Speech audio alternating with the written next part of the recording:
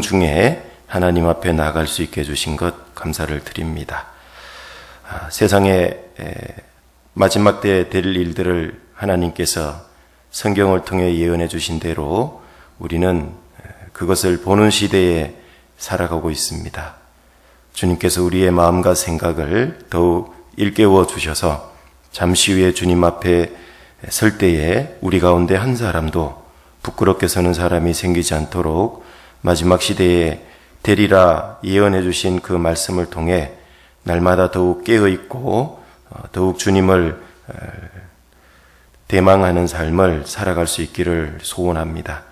오늘 또한 한자리에 모여서 말씀을 배울 수 있게 해주신 것 감사를 드립니다.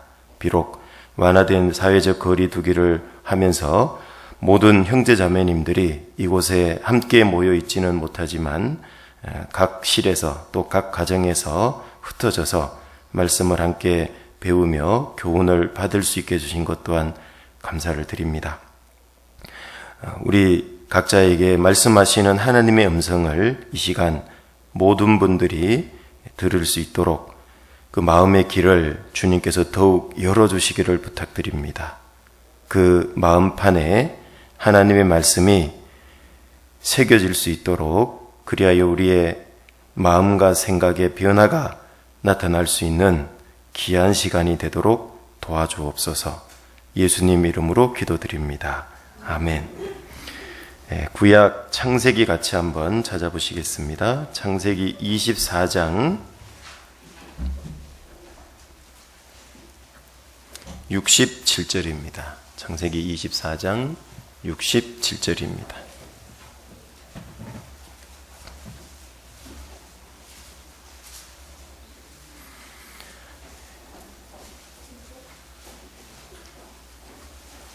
네, 67절 한 절 제가 읽도록 하겠습니다.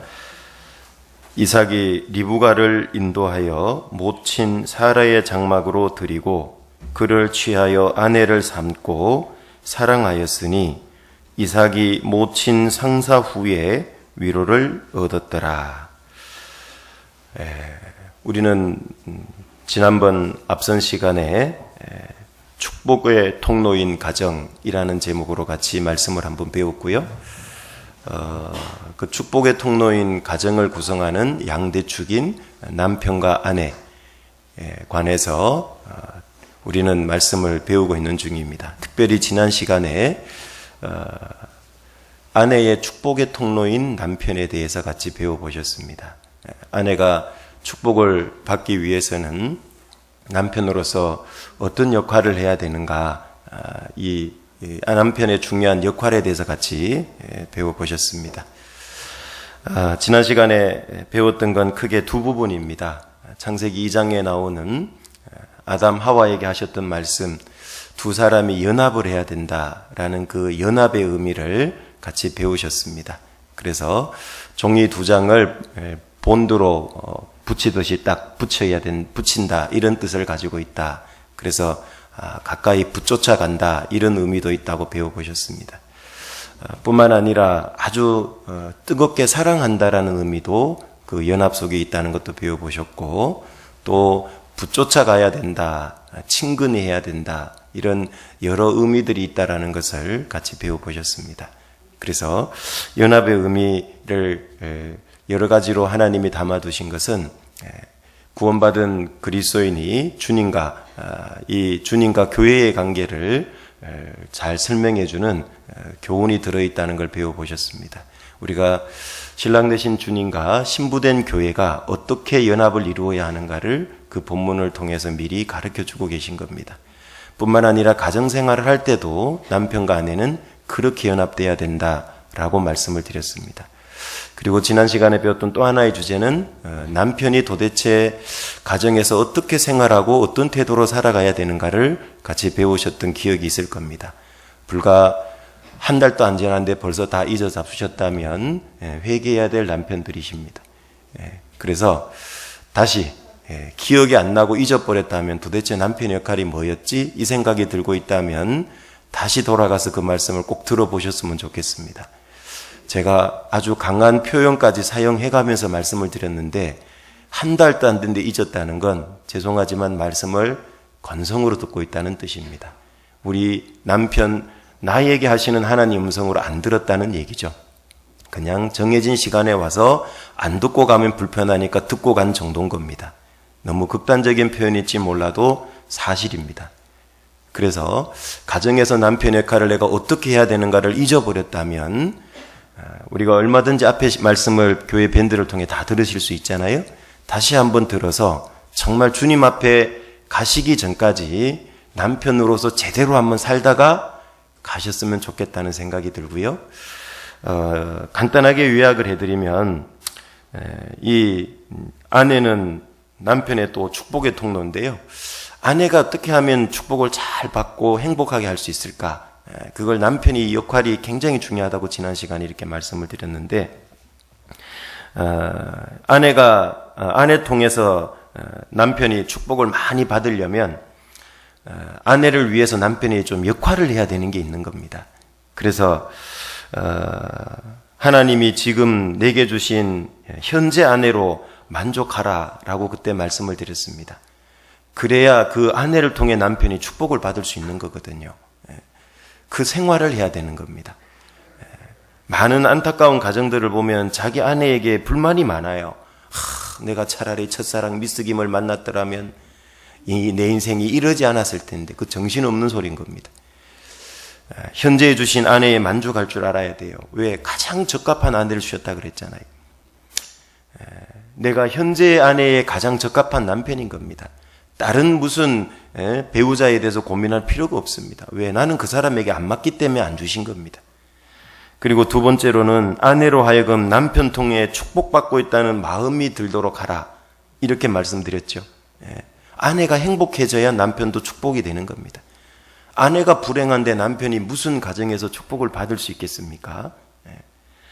그리고 남편 통해서 아내가 축복받고 있다는 마음과 생각이 들게 하려면 첫 번째는 아내의 사랑을 항상 연모해야 된다 그랬잖아요. 그래서 그걸 잠언 5장에 있는 것으로 그때 배워보셨습니다.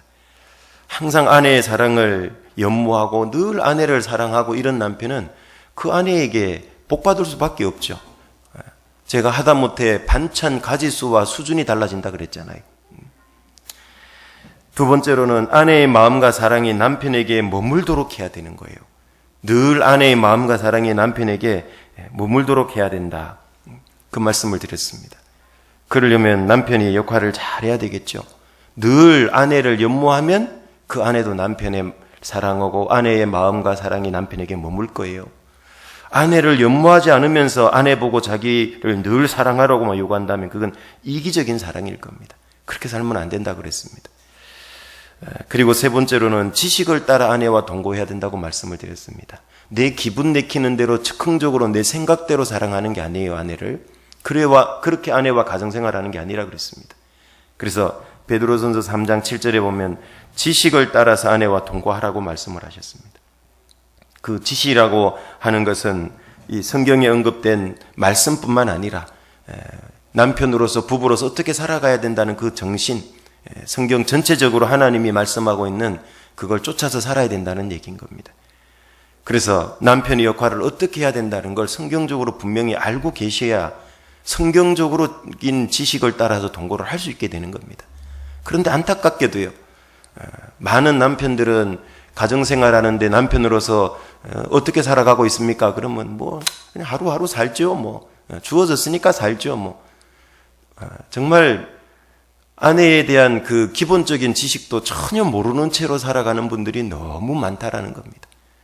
그러면 자기만 불행하고 끝나면 되는데 그 아내도 불행하게 하는데 그걸 모르는 거고 나머지 가족들도 불행하게 되는데 그걸 모르는 겁니다. 그래서 지식을 따라 동거해야 된다. 구체적인 건 지난 시간에 배웠으니까 한번 다시 들어보시면 좋겠고요. 오늘은 축복의 통로인 가정 두 번째 시간인데요. 어떤 분이 저한테 그러더라고요. 그러면 다음번 설교 때는 아내로서 좀 얻어맞을 말씀 준비하고 들으면 되냐고. 지난번에 남편에 대한 얘기 들었으니까 꼭 얻어맞는 건 아니잖아요. 잘못 알고 있는 걸 고치고 다시금 주님 뜻에 바르게 사는 그 아내로서의 모습을 재정립한다고 생각하면 되겠죠. 방금 읽었던 창세기 24장 67절로 가보겠습니다. 이삭이 리브가를 인도하여 모친 사라의 장막으로 들이고 그를 취하여 아내를 삼고 사랑하였으니 이삭이 모친 상사 후에 위로를 얻었더라. 성경이 말씀하시는 결혼 생활, 부부로서의 서로 생활하는 거죠. 이건 세상 기준하고 반대라는 걸 아마 본문을 통해 발견하실 수 있을 겁니다. 세상에는 어떻게 결혼하죠? 사랑해서 결혼합니까? 결혼 후에 사랑하려고 결혼하는 겁니까? 너무 어려운 질문이십니까? 너무 어렵습니까? 네. 세상은 어떻게 결혼하죠? 사랑하니까 결혼합니까? 결혼해서 사랑하는 겁니까? 네, 그게 세상적인 방법입니다. 사랑하니까 결혼해요. 그런데 성경은 방금 뭐라고 그랬죠? 네, 사랑하니까 결혼했습니까? 결혼해서 사랑합니까? 아내를 삼고 사랑하는 겁니다. 아내를 삼고 사랑해요. 왜? 그전에는 이삭이 리브가를 보고 사랑할 기회가 있었습니까? 없었습니까? 없었죠. 못 봤으니까. 멀리 떨어져서 각각 생활한 거거든요. 그래서 실제 성경이 말하는 것은 세상적으로 막 연애하고 육신적으로 막 그렇게 가까워져 갖고 결혼하는 게 아니에요. 하나님이 아담을 만드시고 하와를 이끌어 오실 때도 야, 내가 너 갈빗대로 만든 하와인데 한번 연애해봐. 그리고 사랑이 싹트거들랑 연합해서 한 몸을 이뤄. 이렇게 얘기하지 않으셨다는 얘기인 겁니다. 하나님이 이끌어온 그 하와를 통해서 또 만드신 아담을 통해서 두 사람이 연합해서 사랑하는 겁니다. 우리는 이 세상적인 기준에 많이 오염되어 있다 보니까 그리스도인의 가정생활이 자꾸 문제가 생기는 거예요. 성경이 말하는 그리스도인의 가정생활은 여기 아내를 삼고 사랑하는 거예요. 리브가 입장, 아내 입장도 똑같은 거예요. 결혼해서 사랑하는 겁니다. 그러면 이 사랑은 세상 사람이 하는 사랑과 다르다는 걸 아실 수 있겠죠. 세상적인 사랑은 어떤 육신의 정욕적인 사랑, 호기심의 사랑, 내 만족을 추구하는 사랑이잖아요. 그러니까 요즘 서로 동거해보고 살아보고 뭐 마음에 들고 스타일이 맞으면 결혼한다 뭐 이런 거죠. 전부 이기적이고 자기 만족을 위한 사랑이잖아요. 그런데 성경이 말하는 사랑은 그런 종류의 사랑이 아닌 겁니다. 결혼식 때 많이 들어보셨지만 어제도 지난 시간에도 말씀드렸지만 남편은 예수님이 교회를 위해서 자기를 내어주신 같이 십자가에 죽기까지 사랑하기 위해서 결혼하는 거라고 그랬습니다. 아내도 자기 머리를 떼고 남편을 자기 머리로 받아들이는 그 복종을 위해서 결혼한다고 그랬습니다. 그러니까 서로를 위한 희생이죠. 자기 만족과 이기적인 생활이 아니라는 얘기인 겁니다. 그러면 여기서 말하는 사랑이 어떤 사랑인지 아시겠죠? 내 만족과 내 욕구를 충족시키는 사랑이 아니라는 얘기죠. 그리스도인이 하는 결혼 생활은, 그 그리스도인이 결혼 생활에 부부간에 나누는 사랑은 이기적인 사랑이 아니라는 겁니다. 그래서 고린도전서 13장에 사랑장이라 그러잖아요. 그건 예수님의 인격이면서 예수님을 설명하는 겁니다. 사랑이라는 말을 예수님으로 다 바꿔 읽어도 문제가 조금도 없다 그러죠. 그렇게 결혼 생활을 하려고 결혼하는 거예요. 그렇게 사랑하려고 결혼하는 겁니다. 그러니까 이거는 결혼해보니까 내 스타일 아닌데 이런 여잔지 몰랐어, 이런 남잔지 몰랐어, 그런 건 있을 수 없다는 겁니다. 그리스도인의 결혼 생활은 사람이 나눌 수 없다 그랬잖아요. 하나님이 짝지어진 걸 물릴 수 없다는 겁니다. 내가 생각했던 거와 다르다고 해서, 이상한 습관이 있다고 해서, 우리 아내가 나는 정말 하늘에서부터 내려온 천사인 줄 알았는데 막 자는데 배를 끌고 코 골고 그러다 하더라도 물릴 수 없다 그 말이에요. 그래서 여기 아내를 삼고 사랑하는 거예요. 결혼하고 사랑하는 겁니다. 서로의 약점을 보듬어주고 채워주고.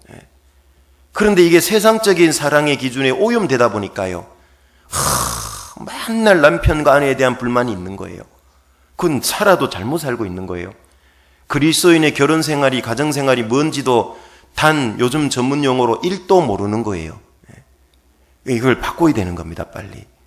그래서 여기 그리스도인의 결혼 생활은 사랑해서 결혼하는 게 아니고 결혼해서 더 사랑하려고, 주님의 사랑으로 사랑하려고 결혼하는 겁니다. 이걸 잊어버리니까 자꾸 요동되고 흔들리고 시끄러워지는 거예요. 부부간에 문제가 자꾸 생기도록 돼 있죠. 자, 이 결혼 생활은, 가정 생활은 뭐에 대해서 궁극적으로 우리에게 일깨워 주려고 결혼하게 하셨다고요? 교회 생활입니다. 교회 생활. 신랑 되신 주님과 신부된 교회가 어떻게 살아가야 하는가를 보여주는 거라 그랬잖아요. 어떤 분은 아유 나는 지금 혼자 됐는데, 나는 지금 결혼도 안 했는데, 예, 물론 직접적인 부부에 대한 말씀이기도 하지만은 이걸 통해서 신랑 되신 주님과 신부된 우리가 어떻게 살아가야 하는가를 궁극적으로 교훈해 주는 게 목적이라 그랬잖아요. 예. 그래서 여기 우리는 주님과 어떻게 하냐, 잘 생각해 보세요. 주님이 나를 사랑할 것이 있어서 신부로 삼았습니까? 구원해서? 초장부터 이렇게 대답이 신통치 않으면 걱정스러워요. 주님이 정말 내가 사랑할 구석이 있어서 나를 그리스도의 신부로 구원해서 삼았냐고요? 없어요. 우리는 진노의 대상이었어요. 주님이 우리를 사랑할 구석이 단 1%도 없었다 그 말이에요. 그래서 자녀로 삼고 아내로 삼고 사랑하는 겁니다. 그게 사랑이잖아요. 그럼 우리도 어떻게 해야 돼요? 주님을 내 마음에 쏙 들어서 주님이 내 원하는 대로 다 해줘서 사랑하는 겁니까? 아니잖아요. 때로는 주님이 내가 원하지 않는 길을 걷게 하시기도 하고, 때로는 내가 원치 않는 고난을 주시기도 하고, 그렇잖아요. 그래도 우리는 사랑할 수 있습니다. 왜? 너무 큰 사랑을 받았으니까. 그래서 그게 결혼 생활 궁극적인 의미인 겁니다. 아, 이렇게 신랑된 주님과 우리가 살아가야 되는구나. D.L. 무디는 이렇게 얘기를 했는데요. 교회가 있기 전 집이 먼저 생겼기에 내 의무는 집에서 먼저 이행되어야 한다. D.L. 무디는 참 의미심장한 얘기를 했습니다. 여러분, 국가가 먼저 있었습니까? 가정이 먼저 있었습니까? 가정이. 국가라는 제도가 먼저 생긴 게 아니라 하나님은 가정이라고 하는 제도를 먼저 만드셨잖아요. 그렇죠? 결혼이라는 제도를 하나님이 직접 고안해서 만드신 것이 가정이고 결혼인 겁니다. 그건 바로 교회 생활의 예표거든요. 그래서 우리는 교회가 있기 전에, 국가도 있기 전에 무엇이 먼저 생겼습니까? 집이, 가정을 먼저 만드신 겁니다. 그렇다면 우리는 그리스도인에서 마땅히 행해야 될 의무는 사실 어디서 선행돼야 되냐? 가정에서부터 먼저 이루어져야 되는 겁니다. 가정에서는 그리스도인 남편으로서 또 아내로서 엉망으로 살아가면서 교회 와서는 열심히 봉사하고 뭘 하겠다는 건 그건 위선적인 겁니다. 신앙생활은 가장 신앙의 기초 단위인 가정생활하고 교회 생활이 분리되면 안 돼요. 똑같은 겁니다.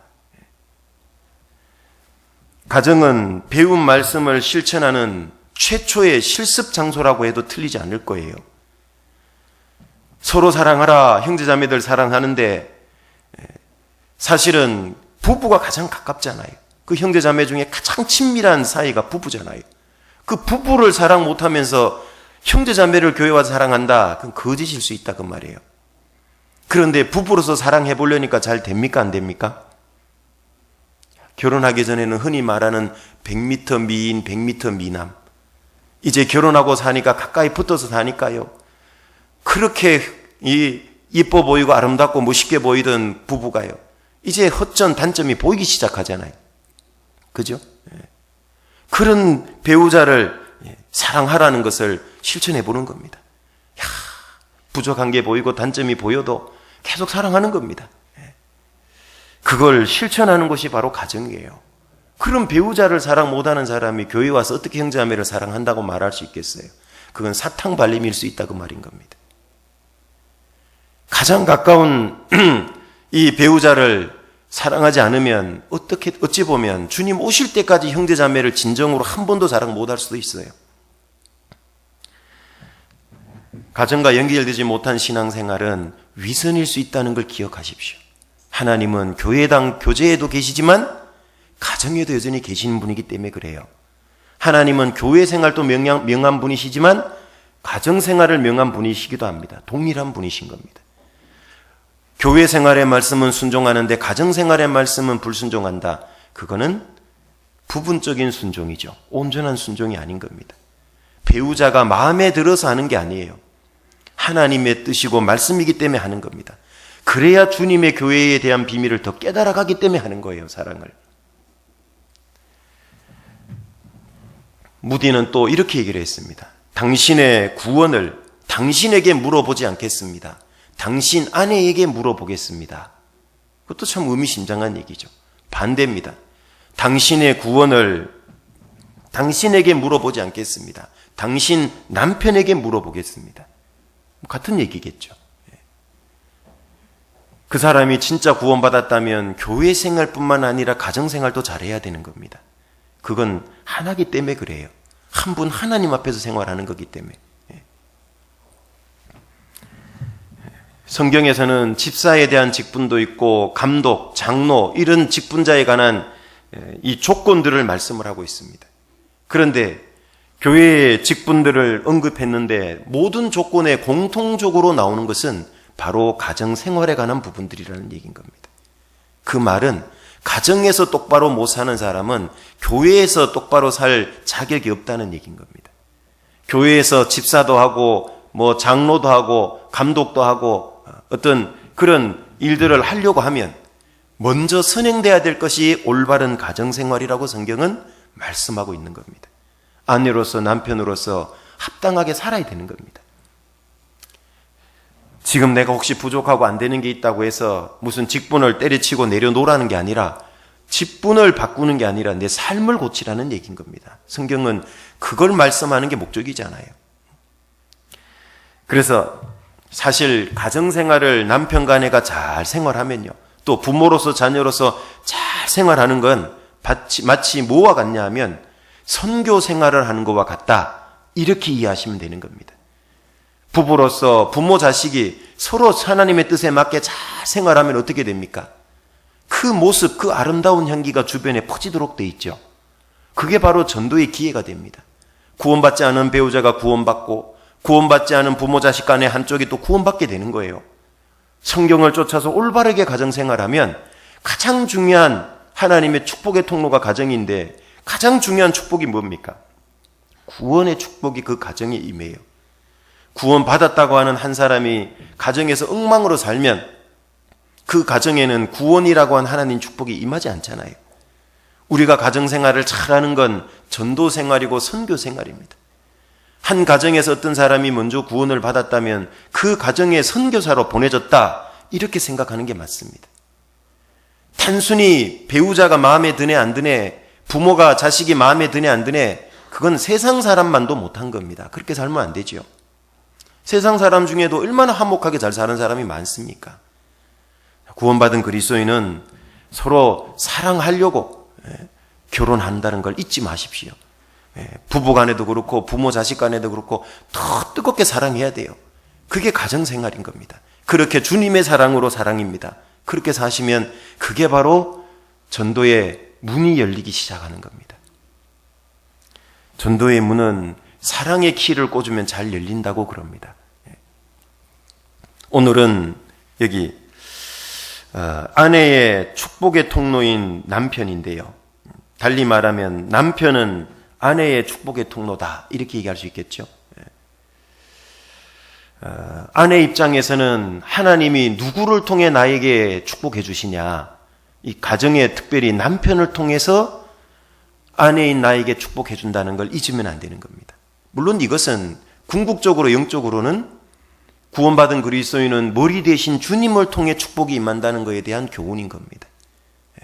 그 교훈을 깨닫게 하려고 성경에는 아내의 머리가 남편이라 그러고 아내는 남편에게 물어보라 그러고 이런 말씀들이 나오는 이유가 뭡니까? 여성이 인격적으로 하등하고 열등하다는 얘기입니까? 그런 얘기가 아니잖아요. 영적인 교훈을 설명해 주려고 그러고 질서를 설명해 주려는 거잖아요. 이 지체는, 몸에 있는 지체는 머리에서 뇌하수체에서 성장 호르몬이 공급돼야 성장하잖아요. 이게 머리 대신 주님 때문에 교회는, 우리는 성장하는 것처럼 그걸 가르치려고 아내의 머리를 남편으로 둔 겁니다. 이 남편과의 관계가 좋아야지만 아내가 하나님 앞에 축복을 많이 받도록 돼 있는데, 남편과의 관계가 안 좋으면 하나님이 남편을 통해 주실 축복은 하나도 못 받게 되는 거예요. 이거는 타협의 여지가 없는 얘기인 겁니다. 단순히 남편 때문에 내가 인격적으로 무슨 부족해서 남편에게 복종하는 게 아닌 겁니다. 왜 아내에게 남편에게 복종하라 그랬을까요? 그래야 하나님이 주실 축복을 받기 때문에 그런 겁니다. 우리는 단순히 남편이 주는, 공급해주는, 충족시켜주는 만족 때문이 아니라, 그거는 세상적인 거고, 왜 남편에게 복종하냐 하면 하나님이 주시는 축복을 우리는 욕심내야 되는 겁니다. 그것 때문에 우리는 복종하는 겁니다. 아내 입장에서. 그래서 여기 잠언 5장으로 지난번에 보셨던 것처럼 찾았던 본문 한번 다시 가보겠습니다. 잠언 5장 18절입니다.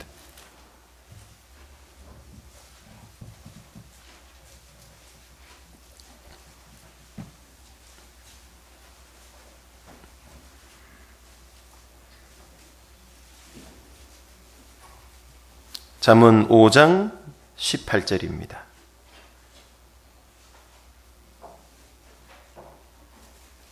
내 셈으로 복되게 하라. 내가 젊어서 취한 아내를 즐거워하라. 여기서 셈은 아내라고 그랬죠. 아내에 대한 비유라 그랬죠. 내 셈으로 복되게 하라. 남편에게 말씀한 거예요. 그럼 아내 입장에서 보세요. 남편을 통해서 하나님이 주시는 복이 있고 복되게 하려고 한다는 거죠. 그래서 남편하고의 관계를 잘 유지하려면 아내 역할을 잘 해야 자신이 복되게 되는 겁니다. 에베소서 5장으로도 가보겠습니다. 에베소서 5장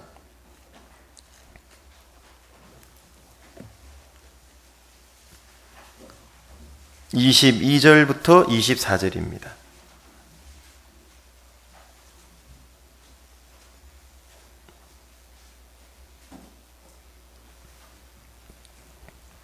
(22절부터) 25절, 24절.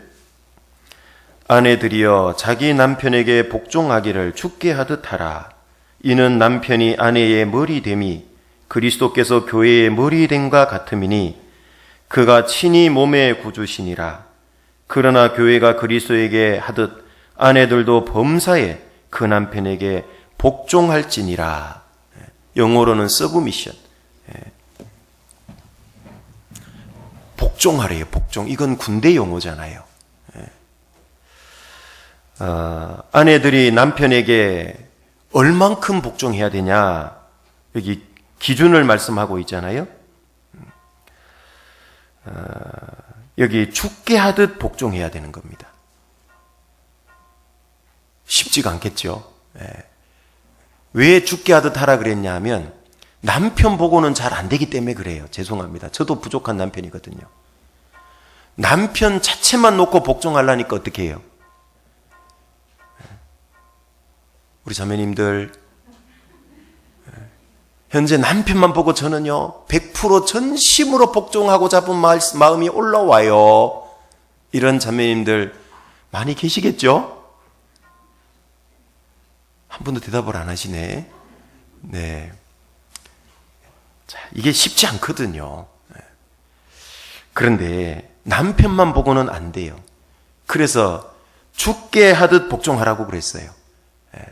주님 바라보고 하세요. 주님 바라보고.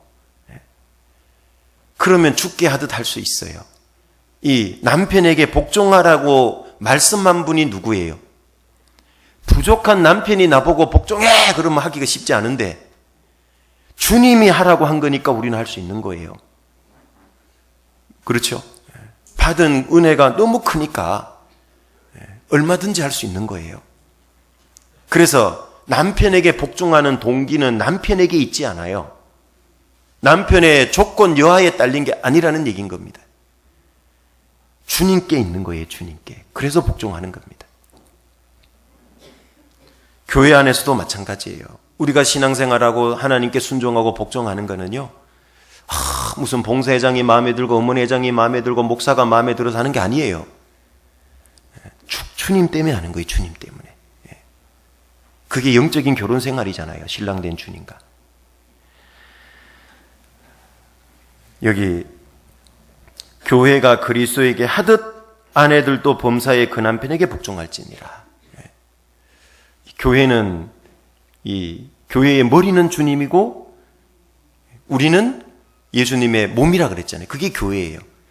교회의 머리가 바로 주님이에요. 이 몸은 머리가 명령하는 대로 움직이잖아요. 그죠?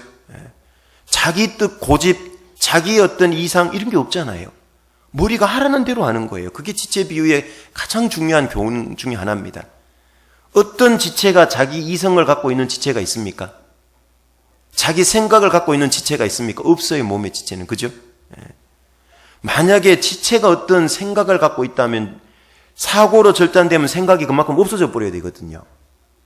그런데 없어지지 않아요. 사지가 절단돼도. 그대로 남아있거든요.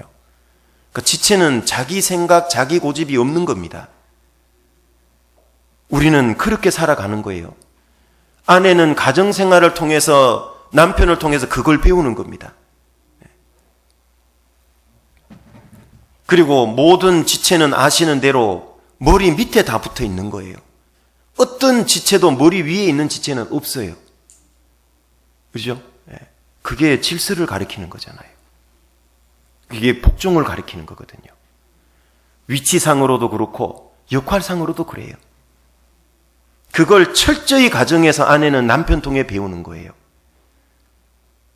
남편한테 지는 것도 아니고 그걸 그렇게 이해한다면 그건 정말 세상적인 사고방식이죠.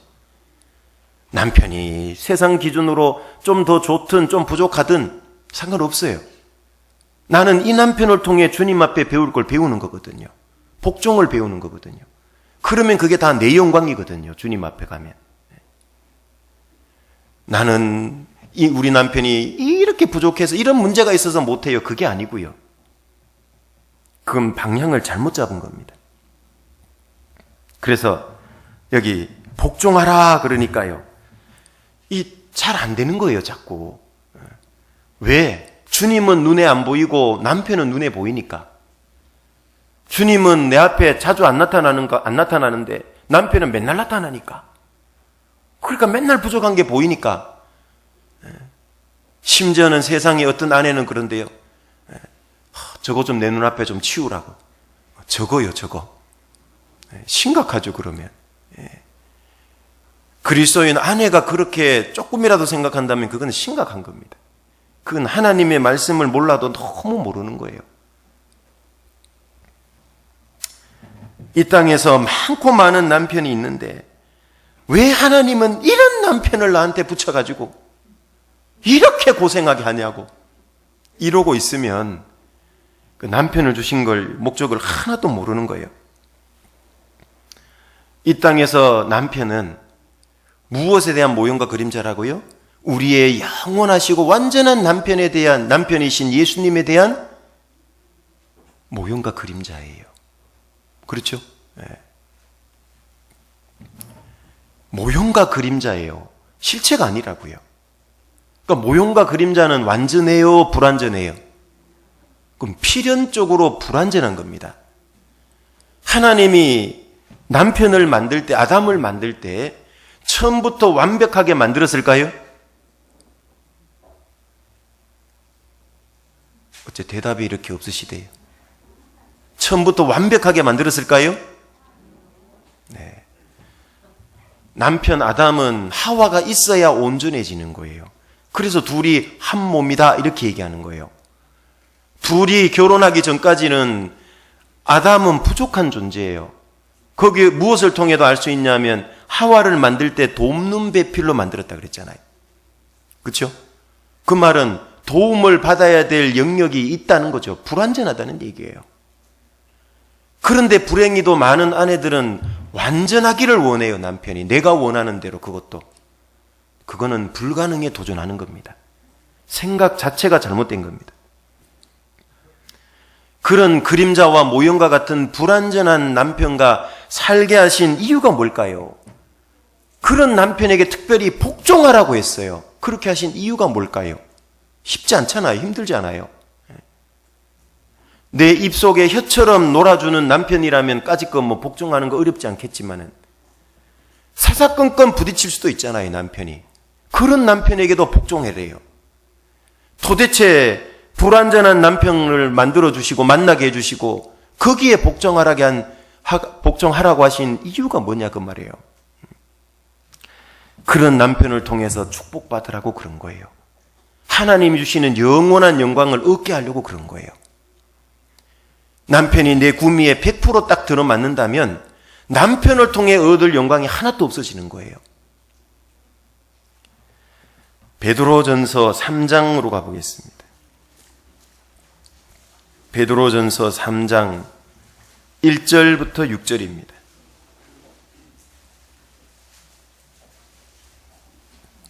3장 1절부터 6절입니다.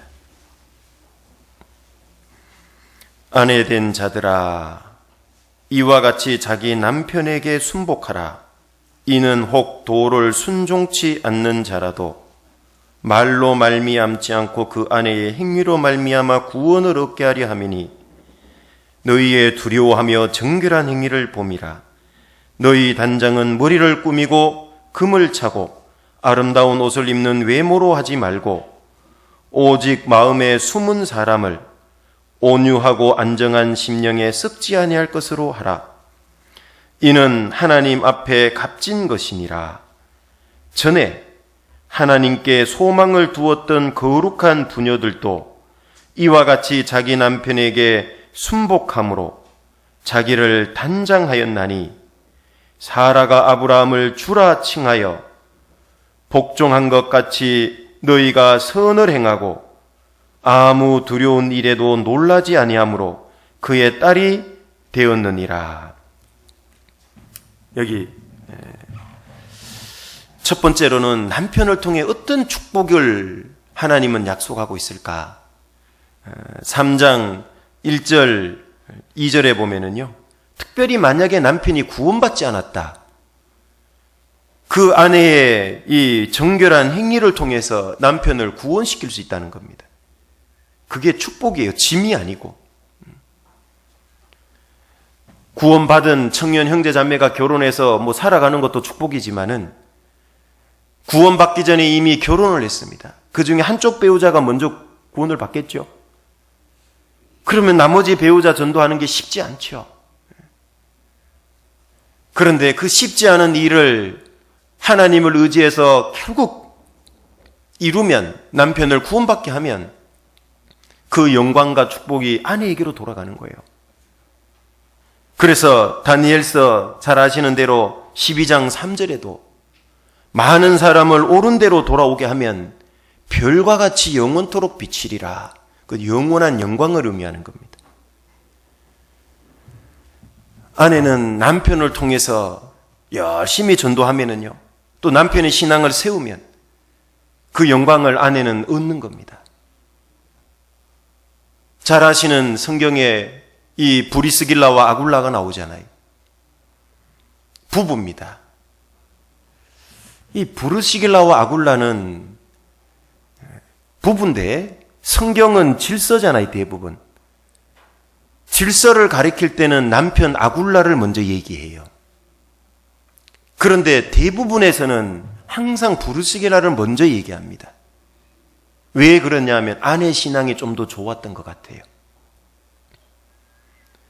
그 아내가 남편의 역할을 잘 하도록 도우면은요, 그 아내에게도 영광이 그대로 돌아가는 겁니다, 축복이. 지금도 성경의 브리스길라는 지금도 교훈이 되고 회자되고 있잖아요. 많은 믿음의 아내들의 교훈이 되고 있잖아요. 이 아내의 역할이 아주 중요하거든요. 남편을 잘 구원시키고 신앙을 세워가고 성장시키면 이 아내의 영광도 남편 못지않게 커지는 거예요. 우리나라에서도 잘 아시잖아요. 바보 온달이 있었잖아요. 그 평강공주를 만나서 정말 이 바보 온달이 장군이 되잖아요. 위대한 장군이 되잖아요. 그 아내의 역할이 얼마나 소중하다는 걸 보여주는 좋은 이야기잖아요. 남편의 부족한 걸 탓만하고 원망하고 불평만 할 것이 아니라 어떻게 하면 이 남편을 주님 앞에 더 영광스럽게 세울까? 그게 아내의 영광이 되는 거거든요. 그 역할하는 게. 그런 면에서 남편은 아내에게 축복의 통로가 되는 겁니다.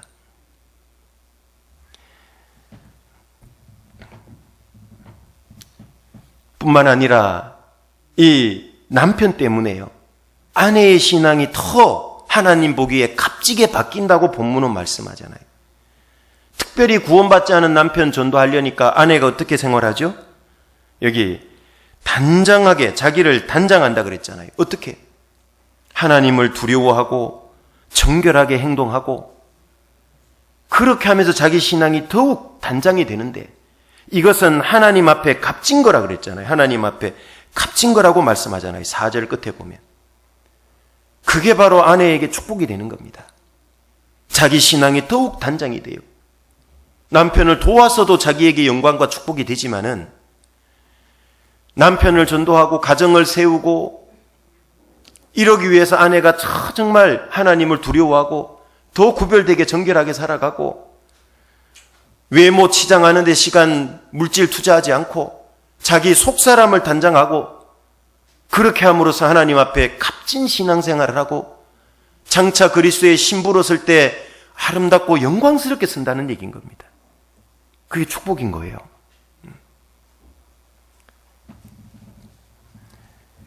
왜 남편, 하나님, 제 마음에 눈꼽만큼도 마음에 들지 않는 이 남편을 주셨어요?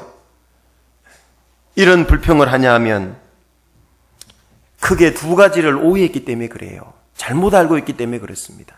또는 망각하고 잊어버렸기 때문에 그래요. 크게 두 가지가 뭐냐 하면, 첫 번째는 남편을 주신 목적이 뭔지를 오해하거나 망각하면 원망과 불평이 쏟아지는 거예요. 남편에 대해서. 남편 왜 줬는지를 자매님들 지금 한번 생각해 보세요. 남편을 왜 주셨지? 얼른 답이 생각나십니까? 그리고 정말 사랑할 구석이 눈꼽만큼도 없고 1도 없는 이 남편을 왜 만나게 했지? 그 주신 목적이 있거든요. 두 번째는 아내의 역할에 대해서 오해하거나 망각하면 남편에 대해서 원망이 쏟아져 나오고 불평이 쏟아져 나오는 거예요. 이것은 주님과 우리의 관계에서도 똑같은 겁니다. 주님의 역할이, 주님이 어떤 분인지를 모르면 원망 불평이 막 나오는 거예요. 그리스도의 신부로서 내가 도대체 어떻게 살아가야 되는지를 모르면 원망 불평이 막 쏟아져 나오는 거라고요. 첫 번째, 하나님께서 남편을 내게 주신 목적을 분명히 해야 됩니다. 알아야 되는 거예요. 에베소서 5장으로 다시 한번 가보겠습니다.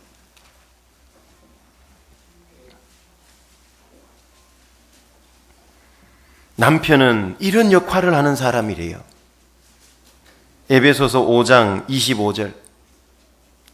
아내들은 남편의 역할을 정확히 바로 아셔야 되고, 이 시간에 남편들은 남편으로서 이렇게 살아야 되는 겁니다. 5장 25절부터 28절까지 말씀입니다. 남편들아, 아내 사랑하기를 그리스도께서 교회를 사랑하시고 위하여 자신을 주신같이 하라. 이는 곧 물로 씻어 말씀으로 깨끗하게 하사 거룩하게 하시고 자기 앞에 영광스러운 교회로 세우사 티나 주름 잡힌 것이나 이런 것들이 없이 거룩하고 흠이 없게 하려 하심이니라. 이와 같이 남편들도 자기 아내 사랑하기를 제 몸같이 할지니 자기 아내를 사랑하는 자는 자기를 사랑하는 것이라. 자, 여기 남편의 역할을 말씀하고 있습니다. 남편의 역할이 여러 개가 있지만 가장 중요한 역할이 이겁니다. 아내들이 절대 잊으면 안 되고 남편으로서 절대 잊어버리면 안 되는 역할 중에 하나가 뭐냐 하면, 여기 마치 주님이 교회를 위해서 하신 것처럼 그런 역할을 하는 거래요. 어떤 역할을 했습니까? 자기를 위해서 자기를 희생하는 것. 왜 희생했냐? 26절. 이는 곧 물로 씻어 말씀으로 깨끗하게 하사 거룩하게 하시고 자기 앞에 영광스러운 교회로 세우사 티나 주름 잡힌 것이나 이런 것들이 없이 거룩하고 흠이 없게 하려고. 이게 목적이에요. 왜 예수님이 십자가에 죽으셨습니까? 장차 자신의 신부될 구원받은 그리스도인의 무리, 우리 각 개인이죠. 이 사람들을 물로 씻어 말씀으로 깨끗하게 하려고, 쉬운 번역에는 말씀에 의한 물로 씻어, 이 물을 말씀에 대한 비유로 그렇게 풀이해 놓은 것도 있고, 또 이 물을 침례로도 표현해 놓기도 하고 설명하기도 하는 사람도 있고, 또 이 물은 성령을 의미하기도 하잖아요. 이 성령의 씻음, 성령이 우리를 구원받을 때 역사하셔서 깨끗하게 하잖아요. 구원받을 때는 하나님, 성부, 성자, 성령이 함께 역사하는 겁니다. 말씀이 함께 역사하는 거예요. 우리를 예수님이 왜 구원시켜서 신부로 삼았냐? 여기 깨끗하게 해서 거룩하게 하려고. 이 깨끗하게 하고 거룩하게 했다는 것은 영어 번역본이나 한글 성경에는 꼭 현재형처럼 보이지만 이게 원어에는 과거 시제입니다. 즉 과거의 단회적인 사건이에요. 예수님이 십자가의 죽으심으로 인해서 죄인들을 어떻게 했습니까? 구원받은 죄인들을 한 번에 깨끗하게 하고 거룩하게 해놨잖아요. 왜 그렇게 했냐? 우리를 신분적으로 깨끗하게 만들었어요. 의인이 되게, 천국 가는데 조금도 부족함이 없도록. 그렇게 해가지고 왜 그 신분을 줬냐? 그 상태도 더욱 깨끗하게 만들려고. 우리의 신분은 의인입니다. 그거는 내 공로가 아니라 예수님의 공로죠. 왜 신분을 포지션이라 그럽니다. 의롭게 하고 깨끗하게 했냐? 한 번만에. 우리의 상태도 신분에 걸맞게 바꾸려고 그런 거예요. 그 상태는 컨디션이라 그러잖아요. 상태를 좋게 바꿔야 돼요. 신분에 걸맞도록. 많이 들어보셨잖아요. 거지를 왕자로 삼았으면 신분이 왕자가 된 겁니다. 그러면 그때부터 이 왕자는 어떻게 살아가야 돼요? 옛날 거지처럼 살아야 됩니까? 왕자처럼 살아야 되는 겁니까? 왕자처럼 살아야 되는 겁니다.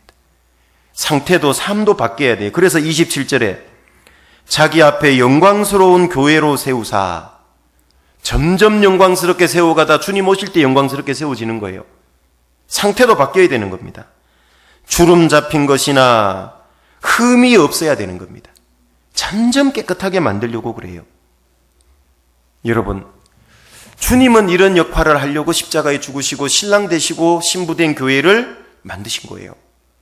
이게 결국은 무슨 얘기냐 하면 28절에 이와 같이 이렇게 얘기하잖아요. 남편과 아내에 대한 얘기를 하면서 실예로 주님을 끌고 온 거예요. 주님을 비유로 설명했다고 말이에요. 이와 같이 남편들도 자기 아내 사랑하기를 제 몸같이, 즉 예수님이 그렇게 죽어주신 같이 하라는 얘기예요. 그러니까 남편들은 가정에서 아내를 위해서 어떤 역할을 해야 됩니까? 희생을 통해서 궁극적으로 추구하려는 목표가 뭐냐고요? 아내를 거룩하게 깨끗하게 만드는 거예요. 신앙적으로. 주님 앞에 설 때 아내를 영광스럽게 세워야 되는 거예요. 그러려고 희생하는 겁니다. 희생. 그럼 반대로 아내는 남편의 역할을 어떻게 이해해야 돼요? 내 필요와 만족을 충족시키는 대상이라고 생각하는 순간 망하는 거예요. 그거는. 그때부터 원망 불평이 쏟아지는 거라고요. 아내는 남편의 역할을 뭐라고 바르게 재정립을 해야 되냐 하면 이 남편은 내 신앙을 세워주는 존재라는 것, 그게 제일 중요한 역할이라는 걸 회복하셔야 되는 겁니다. 그래서 우리 남편이 첫 번째로는 신앙적으로요 정말 성장하고 정말 본이 될 만한 남편일 수도 있잖아요.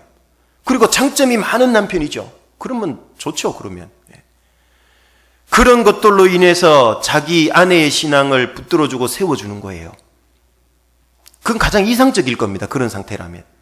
또 그렇게 돼야 되고 남편들은 그렇게 바뀌어야 되고. 그런데 반대로 이런 남편도 있잖아요. 남편이 신앙이 어리고 육신적이고 구원받은 지 오래됐는데도 아직도 이기적이고 자기중심적이고 희생할 줄도 모르고 단점이 너무너무 많고 고쳐지지도 않고 그런 남편일 수도 있잖아요. 그럼 어떻게 해야 될까요? 1번, 남편을 바꿔치기 한다. 되겠습니까? 안 된다 그랬잖아요, 하나님이. 그런 건 꿈도 꾸지 마세요. 2번, 평생 원망하면서 생을 보낸다. 그건 불행한 거예요. 어리석잖아요. 그 행복하냐고요? 그게 최선의 길이냐고요? 아닌데 그렇게 살고 있지 않습니까, 혹시? 그건 정말 어리석은 겁니다. 비록 남편이 단점이 많고 육신적인 게 많다 하더라도 그 남편을 위해서 더 기도하고 바르게 세워줘야 된다 그랬잖아요. 그건 하루아침에 안 됩니다. 그 남편이 바뀌어져 가는 과정에서 얼마나 많이 힘들고 어려울까요, 아내가요? 그런데요, 그 과정이 어렵고 많이 힘들지만 어떻습니까? 그걸 통해서 아내의 신앙이 정말 연단되고 단련돼요. 정말 속사람이 단장이 되는 거예요. 그렇죠? 남편이 신앙적으로 정말 성장하고 장점이 많아서 도와줘서 성장하는 것도 있지만 반대로 혹여 그렇지 못한 부족한 남편일 수도 있어요. 그런 남편을 도우면서 자기 신앙이 성장하고 또 영광이 얻어지는 거고 축복이죠. 아까 말씀드렸죠. 또 그러면서 자기가 내적으로 어떻게 됩니까? 단장하고 성장이 돼야 돼요. 그거는 신경 안 쓰고 남편의 부족만 맨날 보고 문제 삼고 있다면 하나는 알고 둘은 모르는 거잖아요. 남편이 부족한 게 있더라도 그걸 통해서 자기가 더 인내하고 더 신앙이 속사람이 성숙하고, 그 베드로전서 아까 3장 말씀대로요. 온유하고 안정한 심령에 썩지 아니할 것으로 속사람 단장하라 그랬잖아요. 그걸 신경 쓰는 겁니다. 비록 남편의 육신과 단점이지만 그걸 통해서 내 신앙이 하나님 앞에 성장하는 그 축복의 통로가 된다 그 말이에요. 성경에는 하나같이 믿음이 성장하고 좋은 남편만 있는 건 아니잖아요.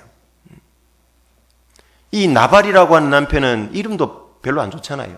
미련한 자라는 뜻이. 그런데 그 아내가 아비가일이잖아요. 그 남편이 죽을 수 있는 상황을 살려내잖아요. 아이고, 저런 멍청이 같은 인간이 있냐고 원망하고 불평하고 있었던 남편 죽었을 거예요. 그 자리에서 다윗에게 그대로 죽었을 거예요. 그런데 그 아비가일이 기가 막히게 지혜를 발휘해서 남편을 세우고 살리잖아요. 그 순간 원망 불평한다면 자기도 불행해지는 겁니다. 더 좋은 길이 있잖아요.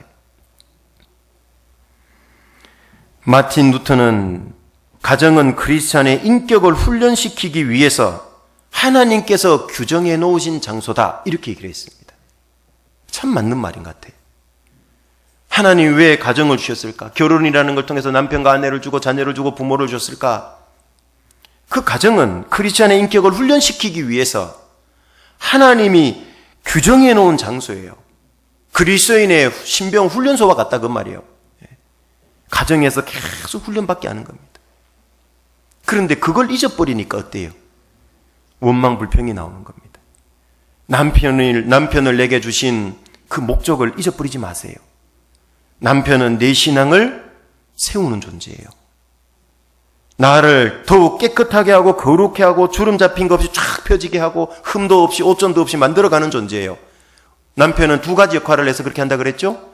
신앙이 좋고 장점이 많아서 도와줄 수도 있고 최선이지만 그렇게 안 된다 할지라도 남편이 단점이 많고 육신적이고 어리더라 하더라도 그 모습을 통해서 아내의 신앙이 오히려 더 연단되고 더 정결해져요. 잘 아시는 대로 불은 7번 금은 통과해야 정금이 되잖아요. 더 어렵고 힘든 남편을 만날수록 그 안에는 더 많은 고난의 불을 통과하는 거예요. 더 신앙이 정금이 되고 있는데 그걸 잊어버리니까요. 원망 불평이 대상이 되고 있는 거예요. 남편은 나를 단련시키는 도관이고 풀무예요. 찌기를 제거하는. 남편이 정말 부족하더라도 그렇게 생각해서 자기 신앙이 성장하는 기회로 삼는 게 하나님 보실 때 남편을 주신 목적을 바로 아는 아내입니다. 그 잊어버리면 안 되는 거예요. 그래야 원망 불평이 안 쏟아져 나오는 겁니다. 두 번째로는 하나님께서 이 남편을 주신 목적을 아까 회복하라 그랬는데요. 두 번째는 아내의 역할도 잊어버리면 안 되는 거예요. 아내의 역할. 아내는 잘 아시는 대로 아까 창세기 2장에 18절에 보면 사람의 독처하는 것이 좋지 못하다 그랬잖아요. 하나님이. 아담 혼자 다니는 거는 좋지 못한 거예요.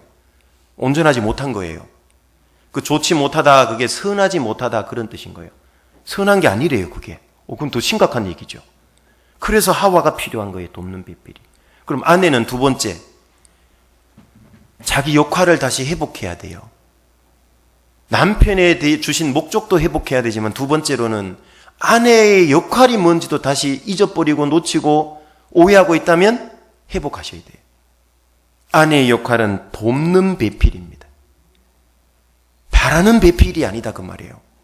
이게 바라는 배필이 되니까 원망 불평이 자꾸 나오는 거예요. 우리 남편은 이렇고 저렇고 이 모양이고 저 모양이고 이것밖에 안 되고 저렇고, 그게 바라는 배필이 돼서 그런 거예요. 돕는 배필, 그 위치를 회복을 해야 되는 겁니다. 남편을 내 행복과 내 필요를 돕는 배필이라고 인식하면 그때부터 원망과 불평의 대상이 돼요. 그렇죠? 남편이 내 필요와 어떤 요구를 채워주는 그런 배필이라고 인식하면요, 계속 원망과 불평이 나와. 왜죠? 여러분, 사람의 만족이라는 게 끝이 있어요, 없어요? 끝이 없어요. 남편하고 월세 살았는데 여보 전세라도 살아야 될 거 아니냐고. 남편이 죽도록 벌어서 전세 살면 만족돼요? 이제 만족돼요? 여한이 없어요. 그럴까요? 좀 지나면 뭔 생각 들까요? 여보, 이사 다니기 힘들지 않아요? 18평이라도 내 집이 있어야지. 그러면 또 죽도록 돈 벌어서 18평 내 집장만 하면 이제 여한이 없어요. 그럴까요? 그래도 화장실 2개는 있어야지. 아침마다 이 무슨 난리요, 여보. 오늘 아침에도 교회에 오려니까 막 화장실 1개라 가지고 애들부터 빨리 나와. 사실 이 욕구는 끝이 없어요. 육신의 욕구는. 그죠? 오죽 했으면 며느리에게는 2딸이 있어서 다고다고 한다 그랬잖아요. 거머리에게는, 죄송합니다. 거머리에게는 2딸이 있어서 다고다고 한다. 거머리 딸이 2이 있대요. 근데 맨날 와서 싹쓸이해 간대요. 딸이 하나도 집에 거 쓸어 가서 친정에 와서 이것도 골치 아픈데 2이 있으니 그게 뭐에 대한 비유냐면 육신이 육신. 거머리가 사람 다리에 탁 달라붙어 가지고 빨아먹을 때 보면요, 신기하게도 흡입관이 2개예요. 그만큼 욕심이 많아요. 거머리가 피를 안 먹었을 때는 아시죠? 가늘어. 피를 많이 빨아먹으면요, 똥똥하게 이렇게 또 몇 배는 커지죠. 육신은 우리에게 딱 달라붙어 있어요. 주님 앞에 갈 때까지 이놈의 육신은 안 떨어진다니까. 계속 요구하거든. 남편을 자기 육신의 욕구를 충족시키고 만족시키고 도와주는 그런 대상으로 배필로 생각하면요, 그때부터 불평, 불만이 끝이 없는 거예요, 아내는. 그건 잘못 생각한 거예요. 아내는 내가 먼저 돕는다 생각하면 돼요. 그게 돕는 배필이잖아요. 돕는 배필. 머리가 명령을 내리고 머리 뜻대로 몸을 움직이지만 잘 생각해 보세요. 손발 없이 머리가 뭘 할 수 있는 게 있어요? 있습니까? 하다못해 막 머리에서요, 오늘은 점심 때 팥죽을 한 그릇 먹고 싶어, 냉면을 한 그릇 먹고 싶어, 많이 생각하는데요, 발이 냉면집으로 안 가. 그러면 머리가 생각한 걸 이룰 수 있어요? 네. 이룰 수 없잖아요. 머리가 아무리 자기가 머리고 뭘 자기 생각대로 하려고 해도요, 손발의 도움 없이는 안 되는 거예요. 마찬가지인 겁니다. 아내가 돕지 않으면 남편은 이 제대로 생활할 수 없는 거예요. 온전해지기 어렵다니까요. 많이 도와야 되는 겁니다. 이걸 우리 어떤 분은 아이고 나는 혼자인데 또 이렇게 생각하지 말고, 궁극적으로는 항상 주님과 교회 관계라 그랬잖아요. 나 혼자서는 신앙생활 안 된다는 얘기예요. 반드시 도움이 필요하다는 겁니다. 그래서 아내들은 잊지 말아야 됩니다. 내가 돕는 배필이지.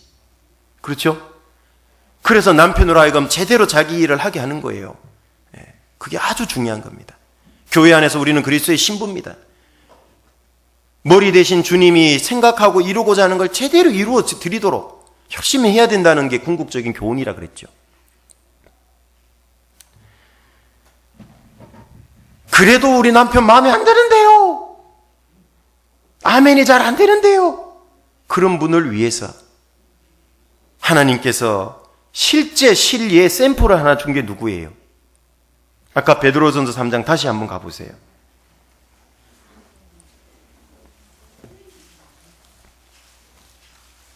베드로전서 3장 5절 6절입니다.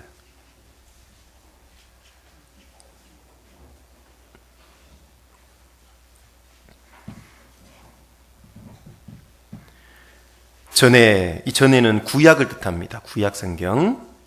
전에 하나님께 소망을 두었던 거룩한 부녀들도 이와 같이 자기 남편에게 순복함으로, 이게 순복 나오잖아요. 복종입니다. 이것도. 자기를 단장하였나니 뭘로 단장했다고요? 순복으로. 그러니까 앞에서 말씀한 여기 4절에 보면 온유하고 안정한 심령에 썩지 아니할 것으로 단장을 하는데, 그 단장하는 구체적인 방법이 뭐냐 하면 복종이에요. 복종, 순복. 이게 순복, 복종이 안 되면 마음이 안정이 안 된다니까요. 계속 원망 불평이 나온다고요. 그게 요동친다 그 말이에요.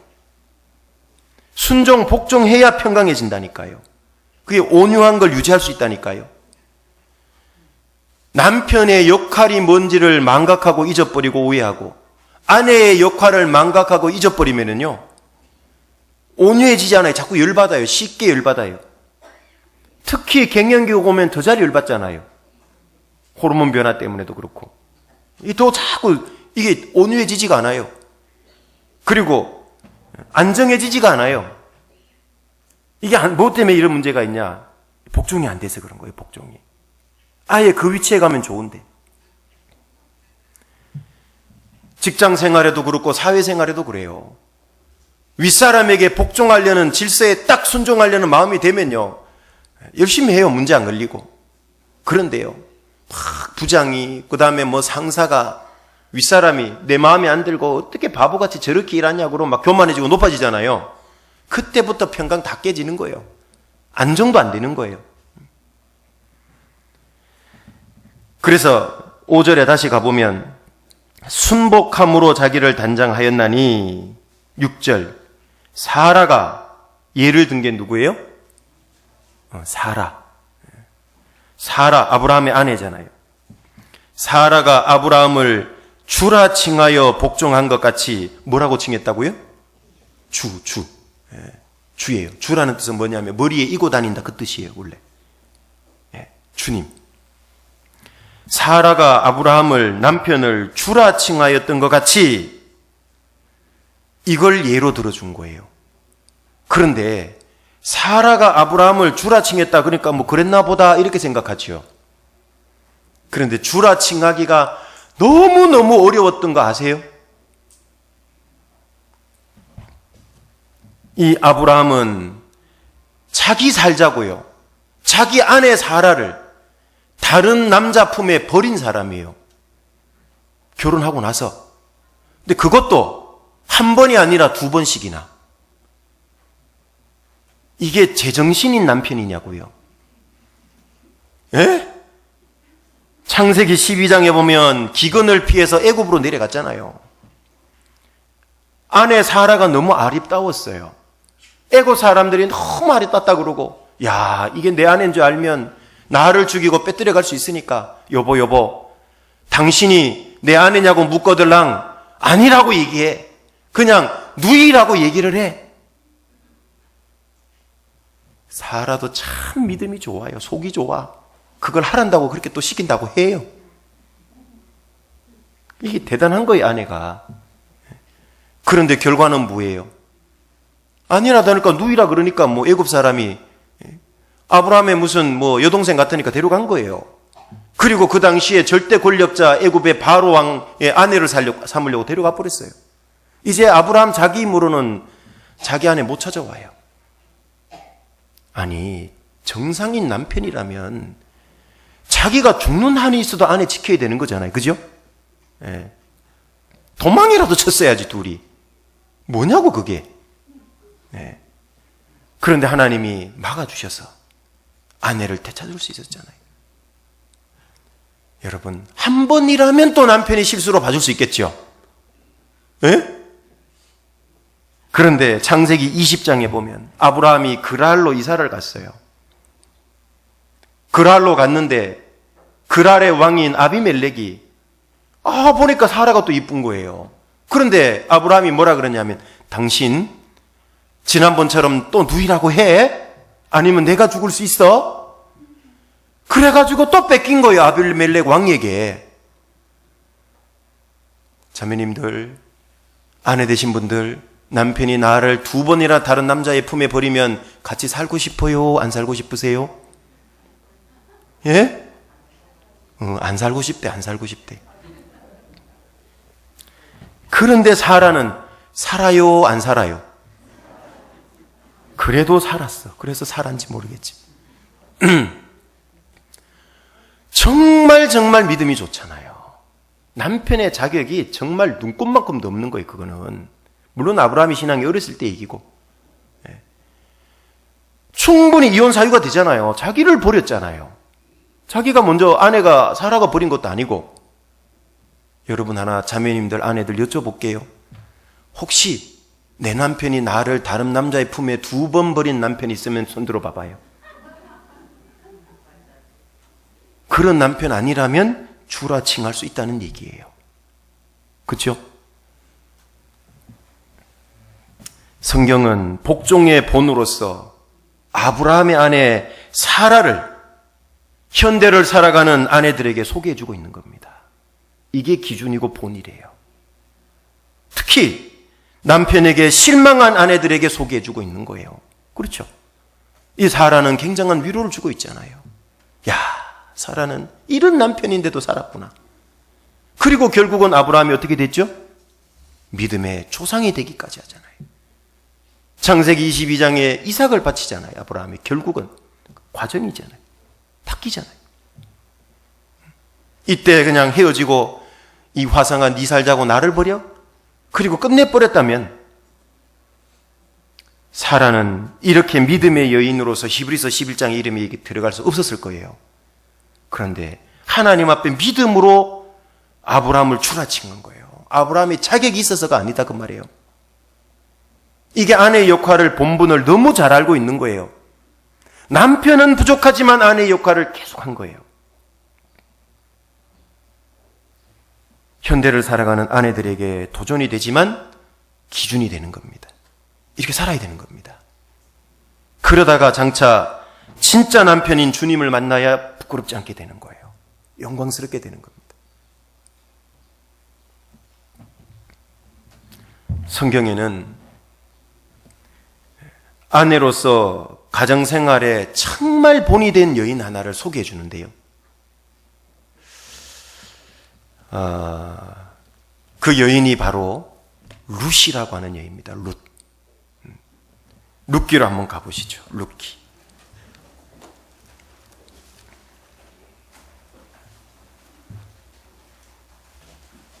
사사기 뒤에 룻기가 있습니다. 룻기 1장입니다.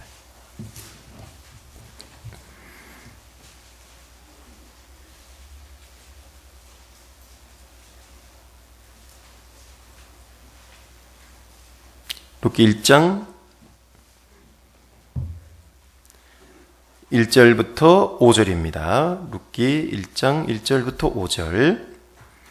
사사들의 치리하던 때에 그 땅에 흉년이 드니라.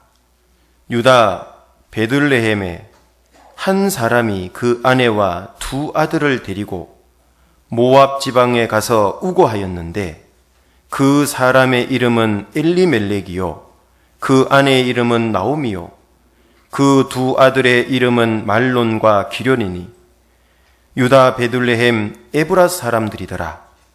그들이 모압 지방에 들어가서 거기 유하더니 나오미의 남편 엘리멜렉이 죽고 나오미와 그 2 아들이 남았으며 그들은 모압 여자 중에서 아내를 취하였는데 하나의 이름은 오르바요 하나의 이름은 룻이더라.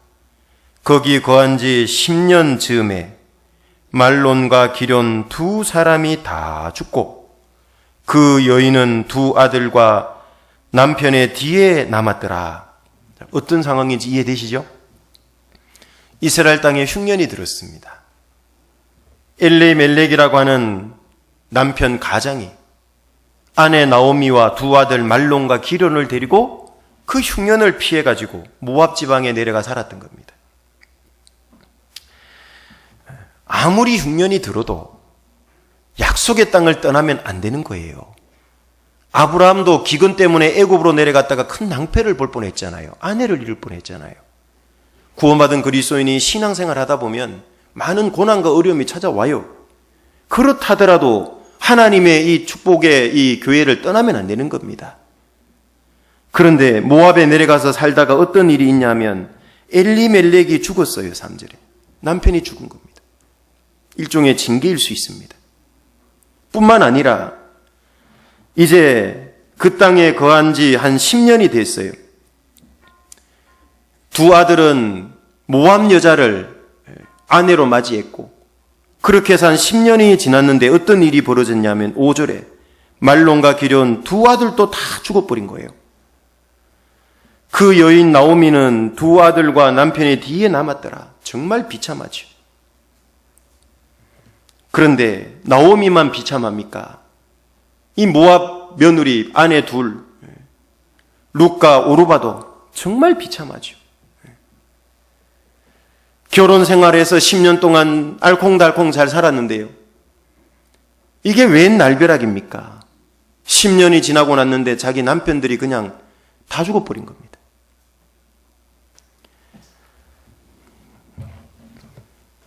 아마 기가 찼을 겁니다. 그리고 더 이상 거기에 살 수도 없고 또 하나님이 여호와 하나님께서 이스라엘 땅에 양식을 주셨어요. 이제 흉년이 끝난 겁니다. 그 소문도 들려오고 다시 이제 돌아갑니다. 자기 땅으로 이제 이스라엘 땅으로 나오미가 돌아가는데 며느리 두는 이스라엘 사람이 아니잖아요. 모압 족속이잖아요. 이방. 하나님께서는 이 모압 민족을 신명기에 보면 저주하셨거든요. 이스라엘 총회에 들어올 수 없는 민족이다. 왜? 이스라엘이 출애굽해서 광야 생활에서 가나안 땅 올 때 길을 내주지 않았기 때문에. 뿐만 아니라 이 출발도요. 모압 민족은 모압과 암몬 어떻게 나온지 아시죠? 소돔과 고모라가 멸망당할 때 이 롯이 간신히 빠져나왔잖아요. 나오다 아내는 소금기둥 됐고 그 두 딸과 동침에서 나온 민족이 모압과 암몬 처음부터 출생부터 저주받은 민족입니다. 사실.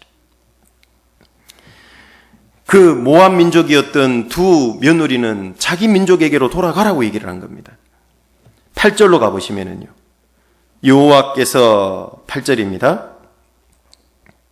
너희로 각각 남편의 집에서 평안함을 얻게 하시기를 원하노라 하고 그들에게 입맞춤에 그들이 소리를 높여 울며 나오미에게 이르되 아니니이다. 우리는 어머니와 함께 어머니의 백성에게로 돌아가겠나이다. 자, 여기 각각 남편의 집에서 평안함을 얻게 하시기를 원하노라 할 때 이 남편은 죽은 남편을 얘기하는 게 아니고요. 다시 모압 민족 너희 고향으로 민족에게 돌아가서 새 남편 얻어서 이 슬픔을 극복하고 평안하게 잘 살아라는 얘기예요. 그런데 두 며느리는 아닙니다. 우리는 어머니와 함께 가겠고 어머니의 백성에게로 같이 돌아가겠습니다. 이렇게 얘기를 하는 거예요. 그런데 두 사람이 며느리가 울면서 막 돌아가다가요. 14절에 보면 그들이 소리를 높여 다시 울더니 오르바는 그 시모에게 입맞추되 룻은 그를 붙쫓았더라. 이거 붙쫓았다가 연합 히브리어로 다바크라 그랬잖아요. 지난번에. 자기 민족에게로 길을 가다가 시어머니가 또 돌아가라 그런 거예요. 그랬더니만 그 두 며느리가 소리를 높여 다시 울었어요. 방성대곡한 거죠. 소리 높이 울었어요. 그런데 룻은 끝까지 어머니를 따랐는데 오르바는 돌아갔어요. 요 울음은 진짜예요? 가짜예요? 이건 가짜예요. 정말 결연한 결단에서 내가 끝까지 갈 건데 왜 자꾸 가라고 하세요 어머니, 이런 쪽의 눈물이 아니고 작별의 눈물, 작별의 입맞춤이었어요. 오르바는 돌아갔기에 여기서 이후에 그에 대한 기록도 없어요. 끝이에요. 그는 하나님의 백성 축복 속에 들어올 뻔한 여인이었죠. 그런데 끝난 겁니다. 왜죠? 어머니를 따라가봐야 재혼할 가망성이 없어 보이거든요. 왜 그러냐면 12절에 읽어보면 잘 나오는 내용인데 시간 관계상 읽지는 않겠습니다. 이스라엘은 형사취수 제도가 있어요. 형이 죽었는데 자손을 남기지 못하면 동생이 그 형의 아내를 형수를 취해서 자손을 낳아줘야 되는 겁니다. 그런데 아시는 대로 자녀가 없잖아요. 그런데 시어머니 오르바가 뭐라 그랬냐면 너희 둘이 나를 따라와 봐야 다시 결혼할 희망이 없다. 왜?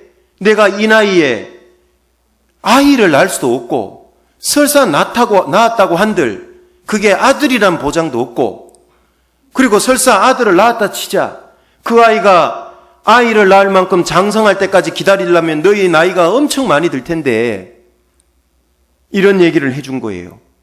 그러니까 오르바는 가만 생각하니까 야, 이거 따라갔다가는 내 팔자 전문 용어로 쫑 나겠다, 끝나겠다 그 말이에요. 그러니까 어떻게 했습니까? 울며 헤어진 거예요. 결국 이 오르바는 자기의 육신의 인정, 자기 옛 민족, 자기 육신의 정욕, 이걸 극복을 못한 여인이에요. 그런데 룻은 끝까지 따라간 거잖아요. 끝까지 따라갔잖아요. 그래서 15절에 나오미가 또 가로되 보라, 내 동서는 그 백성과 그 신에게로 돌아가나니, 자기 우상에게로 돌아간 겁니다. 자기 민족 모압에게로, 저주받은 민족에게로 돌아간 거예요. 저주받은 삶에서 구원받을 뻔했다 못 받은 사람의 그림자죠. 혹시 우리 가운데도 아직 구원이 확실치 않는 분이 있다면 어떻게 해야 될까요? 이제 내일부터 대전도 집회가 있습니다. 말씀을 들으시고 꼭 구원을 받으셔야 됩니다. 왜? 마지막 때 되어질 징조가 너무 우리 시대에 보여지고 있잖아요. 코로나를 통해서. 단순히 온역 질병 하나뿐입니까? 상상하지도 못했던 말씀들이 깨달아지잖아요. 주일날 한번 말씀드렸죠. 마지막 때가 되면 기근이래요. 단순히 양식이 적어서, 농사질 땅이 적어서 환경 문제로, 기후 변화로 양식이 줄어서만 드는 기근인 줄 알았는데 온역 때문에도 온 세상에 기근이 생긴다는 걸 알았어요. 직장 잃어버리죠. 살 돈이 없으면 기근입니다. 농작물을 수확해야 되는데 수확하는 일꾼들이 모일 수가 없어요. 전염병 때문에. 설교 드렸던 거죠.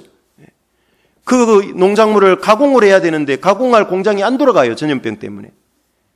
우리는 상상할 수 없던 말씀들을 깨닫고 있는 시대입니다. 이전에는 결코 알 수 없던 말씀들이잖아요. 그러기에 내가 만약 구원이 불확실하다는 생각이 드는 분은 이번 집회에 더 철저히 들어야 되는 겁니다. 마지막 집회일 수도 있기 때문에 그런 겁니다. 우리는 모르잖아요. 무슨 괜히 겁주려는 게 아니고. 그래서 정말 나는 듣고 싶은데 너무너무 정말 건강에 안 좋고 위험한 기저질환자다, 심각한, 뭐 그렇다면 집에서 실시간으로 말씀 보내드릴 테니까 예외적으로 그런 분들은 실시간으로 들으시면 됩니다. 그리고 정말 전도하려고 했던 분들도 정말 최선을 다해 전도해야 될 겁니다. 왜? 마지막 기회일 수 있기 때문에. 코로나로 떠나가시는 거 보세요. 정말 안타까운 사연들 많지 않습니까? 노 부부가 두 분이 같이 코로나에 걸렸어요. 각각 격리됐습니다. 한쪽 분이 할아버지인가 돌아가셨어요. 자기도 할머니가 코로나 걸렸으니까 남편의 임종을 보지도 못하고 그냥 떠나보낸 거예요. 상상해는 했던 일들인 겁니까? 그런 일들이 벌어지고 있잖아요. 아시는 대로 우리는 교회에는 마스크도 다 철저히 하고, 입구에서 철저히 소독도 하고, 철저히 발열 체크도 하고 다 합니다. 너무 걱정 안 하셔도 됩니다. 그래서 최대한 방역에 신경 써서 지금도 거리 두기 하고 앉아 계시잖아요. 1차적으로 전도하신 분들 위주로, 또 꼭 구원의 확증을 해야 되는 분들 위주로 대강당에 들어오시면 좋겠습니다. 집회 때. 그분들에게 좀 먼저 양보하고, 나머지 분들은 밑에 각실에서 똑같이 말씀이 영상으로 내려가니까요, 좀 양보해 주시고, 그런 좀 미덕이 필요하겠죠, 사랑이. 아무튼 여기 나오미는, 룻은 끝까지 결국은 돌아간 겁니다. 어디로? 이스라엘 땅으로. 시어머니와 함께. 자기 백성에게 돌아간 게 아니에요. 어디로 돌아갈 거냐가 중요한 거예요. 말씀 들으려 하다 세상으로 다시 돌아갈 거냐? 아니면 하나님 편으로 돌아오냐? 그 돌이킨다는 게 회개라 그랬잖아요. 회개. 하나님께로 완전히 돌아와야 됩니다. 오르바처럼 살다가 끝나면 안 되는 겁니다. 가장 불행한 사람 중에 하나죠. 또 시어머니가 또 한 번 종용하죠. 네 동서는 돌아갔지 않냐? 너도 돌아가라고. 그랬더니만 이 룻은 아니라고. 뭐라고 얘기를 합니까? 16절부터 17절처럼 얘기하잖아요. 룻이 가로되 나로 어머니를 떠나며 어머니를 따르지 말고 돌아가라 강건하지 마옵소서. 그 어머니가 형식상 얘기한 게 아니에요. 나오미가 강건한 거예요. 가라고. 그런데도 어머니께서 가시는 곳에 나도 가고 어머니께서 유숙하시는 곳에 나도 유숙하겠나이다. 어머니의 백성이 나의 백성이 되고 어머니의 하나님이 나의 하나님이 되시리니 어머니께서 죽으시는 곳에서 나도 죽어 거기 장사될 것이라. 만일 내가 죽는 일 외에 어머니와 떠나면 여호와께서 내게 벌을 내리시고 더 내리시기를 원하나이다. 이 룻은 인생에 정말 불행을 경험한 여인이잖아요. 아내잖아요. 이방 남편을 만나서 모압 족속 입장에서 봤을 때는 이스라엘 민족이 이방 민족이죠. 뭐 국제 결혼한 거죠, 말하자면. 이방 남편을 만나서 어찌 보면 말도 잘 안 통했을 수도 있고 문화도 다르고 환경도 다르고 모든 게 달랐을 텐데 힘들었겠죠. 그런데 그걸 다 극복하고 10년 동안 살아왔는데 그 결과는 남편이 죽은 거예요. 그녀의 인생은 정말 슬픔 아닙니까? 말하자면 쫄딱 망한 집안에 시집 온 거예요. 흉년 피해서 내려갔잖아요, 모압에. 그 쫄딱 망한 집안에 오니까 뭐가 있겠어요? 아니나 다를까 왔는데 시아버지는 얼마 안 있다 죽어버리고 그 당시에 남자는 수입의 근원인데 시아버지 죽었죠. 10여 년 지나니까 막 남편 죽어버리죠. 정말 서글픈 인생을 살아가는 아내 아닙니까? 아내 중에도 이렇게 꼬인 정말 저주받은 인생을 산 아내가 몇이나 있을까요?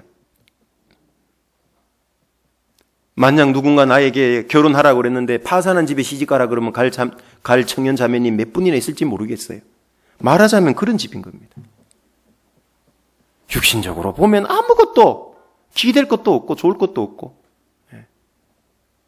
우리 보고 국제 결혼하라 그러면 쉽지 않잖아요. 많은 장애물 어려움이 있잖아요.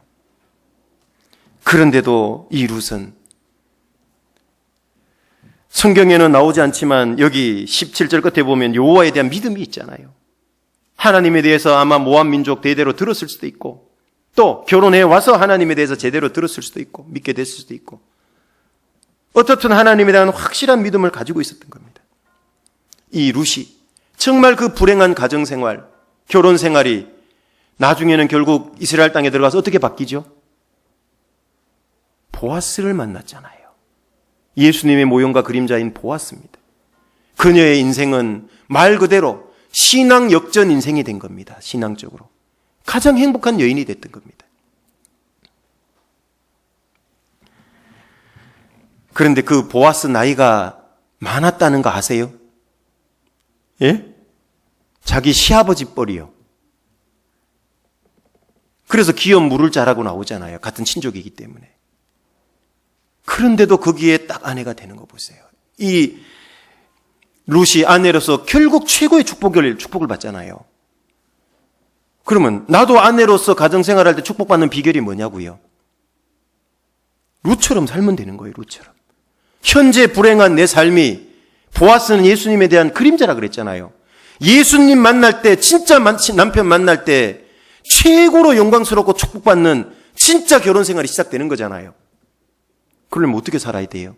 지금 아내로서 잘 살아야 된다니까요. 이 룻이 아이고 이놈의 집구석 지겹다. 남편도 죽었으니 뭐 살아야 될 끈덕지도 없다. 오로바처럼 떠나버렸다면 룻은 아내로서 받을 축복이 하나도 없는 거예요. 그냥. 그죠? 이 말도 안 되는 기가 막힌 상황 가정 형편인데 그런데도 살잖아요. 이 룻이 결국 이 축복을 받는데 첫 번째는 방금 본문처럼 인정을 극복한 거예요. 육신의 정욕을 극복한 거예요. 오르반은 못했지만. 첫 번째가 우리가 아내가 아내로서 교훈받아야 될 게 이 부분입니다. 육신의 욕구, 인정, 남편의 사랑 부족할 수도 있죠. 시어머니, 시아버지 어떤 사랑 부족할 수도 있죠. 그럼에도 불구하고 살 수 있다는 얘기예요. 이건 아예 없어요. 남편도 없고. 그걸 룻이 다 극복한 거예요. 무엇 때문에? 여호와에 대한 신앙 때문에. 하나님이 시어머니 따라갈 건데 죽으라는 데서 죽고 살라는 데서 살랍니다. 그 여호와 바라보고 가정생활한 거예요. 그죠? 며느리로서 아내로서 생활한 거라고. 두 번째로는 16, 17절에 룻을 통해 무슨 교훈을 하나님은 받기를 원하십니까? 죽기까지를 각오하는 믿음. 그 믿음이 결국 보아스에게 인도했던 것처럼 진짜 신랑 되신 주님 앞에로 우리를 계속 이끌어가고 영광스럽게 세우는 겁니다. 죽기 각오하면 못 살 게 뭐 있냐고요. 그렇지 않아요? 왜 못 산다고 힘들다고 불평이 나오냐? 우리 남편 때문에. 안 죽어서 그래요, 자기가. 육신이 안 죽어서 그렇다고. 하나님의 말씀으로 남편을 주신 목적을 정확히 재정립하고 아내의 역할을 정확히 재정립할 때 육신이 누르는 거예요. 죽는 거예요. 말씀에 의해서. 그래야지만 사는 거예요. 룻처럼 이렇게 죽기를 결단해야 된다니까요.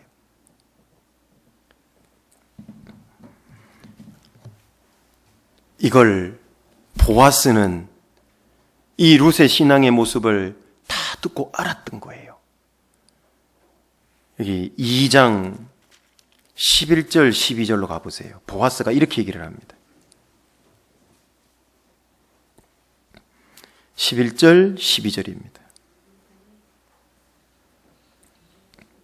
보아스가 그에게 대답하여 가로되 네 남편이 죽은 후로 네가 시모에게 행한 모든 것과 네 부모와 고국을 떠나 모압을 떠난 거죠.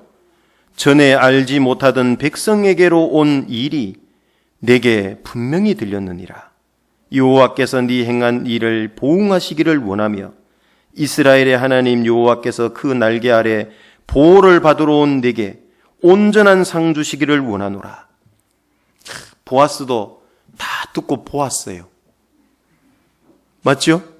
예. 이 룻에 대한 소문도 다 들었고 봤거든요. 얼마나 부지런히 이삭 주는 것도 다 봤거든요. 근데 이 보아스가 봤다는 건 보아스는 기업 물을 자라잖아요. 이게 바로 예수님이에요. 우리의 죄값을 대신 다 갚아주고 회복시켜 줄 거거든요. 그래서 예수님에 대한 모형과 그림자, 고엘 제도라 그러는데요. 이스라엘은 어떤 사람이 큰 파산을 겪고 빚을 져서 어려우면요, 가장 가까운 친족이 그걸 돈을 주고 다 사주는 거예요. 회복시켜 주는 거예요. 그걸 고엘 제도라 그래요. 그게 바로 예수님의 구원, 또 예수님에 대한 모형과 그림자예요. 그걸 고엘 제도를 하는 그 사람이, 기업 물러주는 사람이 예수님에 대한 모형과 그림자예요. 그게 보아스거든요, 여기서는. 다 회복시켜 주거든요. 다 잃어버렸던 재산도 다 복구시켜 주거든요. 장차 예수님이 오시면, 이 보아스는 예수님의 그래서 그림자인데, 예수님 오시면 우리를 그렇게 해요. 현재 내 남편이 정말 장점이 많고 신앙적으로 유익해서 나를 리드하고 지켜주고 많이 도와주면 좋지만, 그렇게 해서 네 신앙이 성장해도 좋지만, 반대로 아직 어리고 육신적이고 단점도 많고 그렇다 하더라도 그 남편을 바라보고 세우려고 애쓰고 나를 단장하고 인내하고 그렇게 쭉 살다 보면은요, 내 육신의 자기 연민을 좀 극복하고 무너뜨리고, 아이고 다시 돌아가 버릴까, 그냥 결혼생활 취소해 버릴까, 그거 말고 정말 하나님의 날개 보호 아래 다 의지하고 거기 피하면서 살아가면요, 하나님이 그거 다 봐요. 그리고 주님 오실 때요, 내 다 봤다. 너 힘들고 어려웠던 거, 흘렸던 눈물 다 봤다. 남편 때문에 흘렸던 그 많은 눈물, 다윗이 그랬잖아요. 내 눈물을 병에 담으소서 그랬잖아요. 그건 하나님 잊지 않겠다는 거예요. 잊지 말아달라는 얘기기도 하고. 그리스도인이 흘리는 눈물을 하나님은 다 담는다는 말은 뭐예요? 기억하시겠다는 거예요. 그리고 천국 가면 장차 모든 눈물을 그 눈에서 씻긴다 그랬잖아요. 그 사람, 그 아내가 진짜 그리스도의 신부가 될 때 얼마나 영광스럽게 될까요? 이 룻이 영광스럽게 됐잖아요. 그래서 결국은 보아스의 아내가 됐을 뿐만 아니라요, 하나님의 성민, 선택받은 이스라엘 민족 속에 들어올 수 있는 축복도 받았고, 더 나아가서는 예수님이 오시는 족보 속에 들어가는 축복까지 받았잖아요. 이건 어마어마한 축복인 겁니다.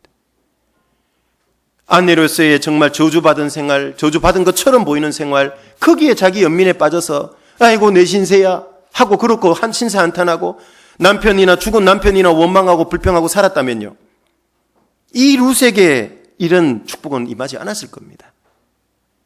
그런데 정말 말도 안 되는 끔찍한 일들이 벌어졌지만 그럼에도 불구하고 의지해야 될 남편조차도 없어요. 그럼에도 불구하고 여기 하나님 여호와의 날개 아래 보호받으러 왔다 그랬잖아요. 하나님을 피신처로 피난처로 도움으로 삼고 그렇게 살아간다면 하나님이 주시는 축복이 시작되는 겁니다.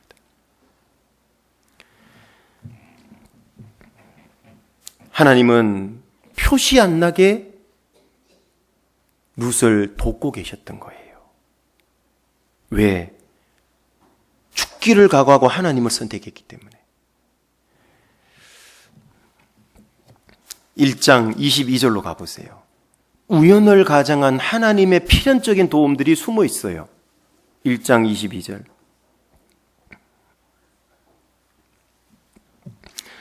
나오미가 모압 지방에서 그 자부 모압 여인 룻과 함께 돌아왔는데 그들이 보리 추수 시작할 때에 베들레헴에 이르렀더라.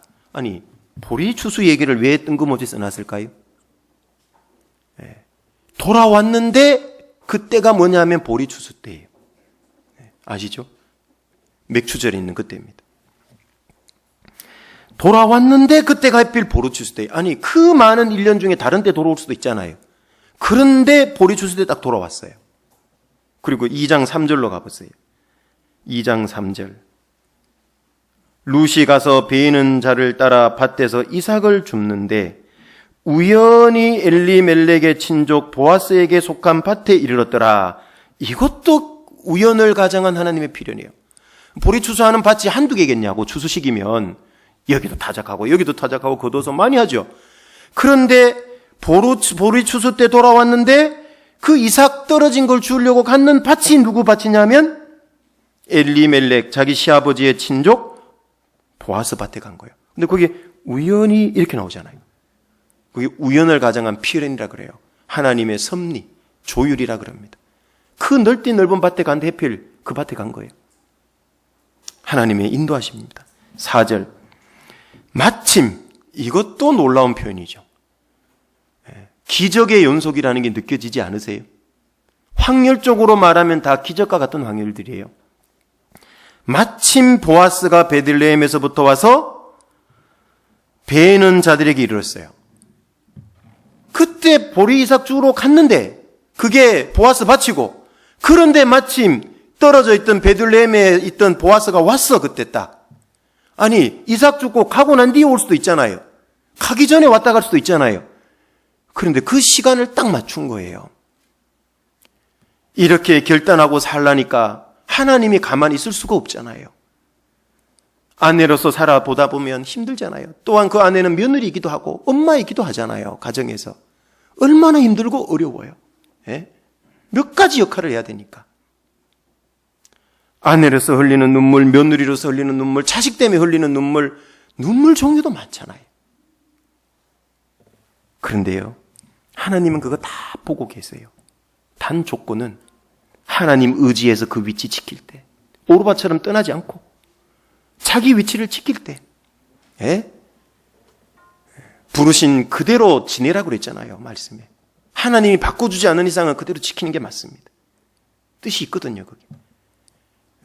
많은 종류의 눈물이 흘리지만 거기 그대로 지키고 버텨요. 그러면요, 하나님이 표시 안 나게 기가 막히게 시기와 때를 따라서 도우시는 은혜가 있다고 그랬잖아요. 그거 있어요. 그거 풀어준다니까요. 채워줘요. 나는 안 채워주는 것 같은데요. 걱정하지 마세요. 더 큰 영광으로 주려고 천국에 보관해놨어요. 룻은 그걸 보고 간 거 아니잖아요. 어머니 따라갈 땐 하나도 안 보이는 것들이거든요. 근데 하나님은 이미, 사람은, 룻은 못 보고 있지만 하나님은 보아스를 보고 있잖아요. 축복을 준비해놓고 있잖아요.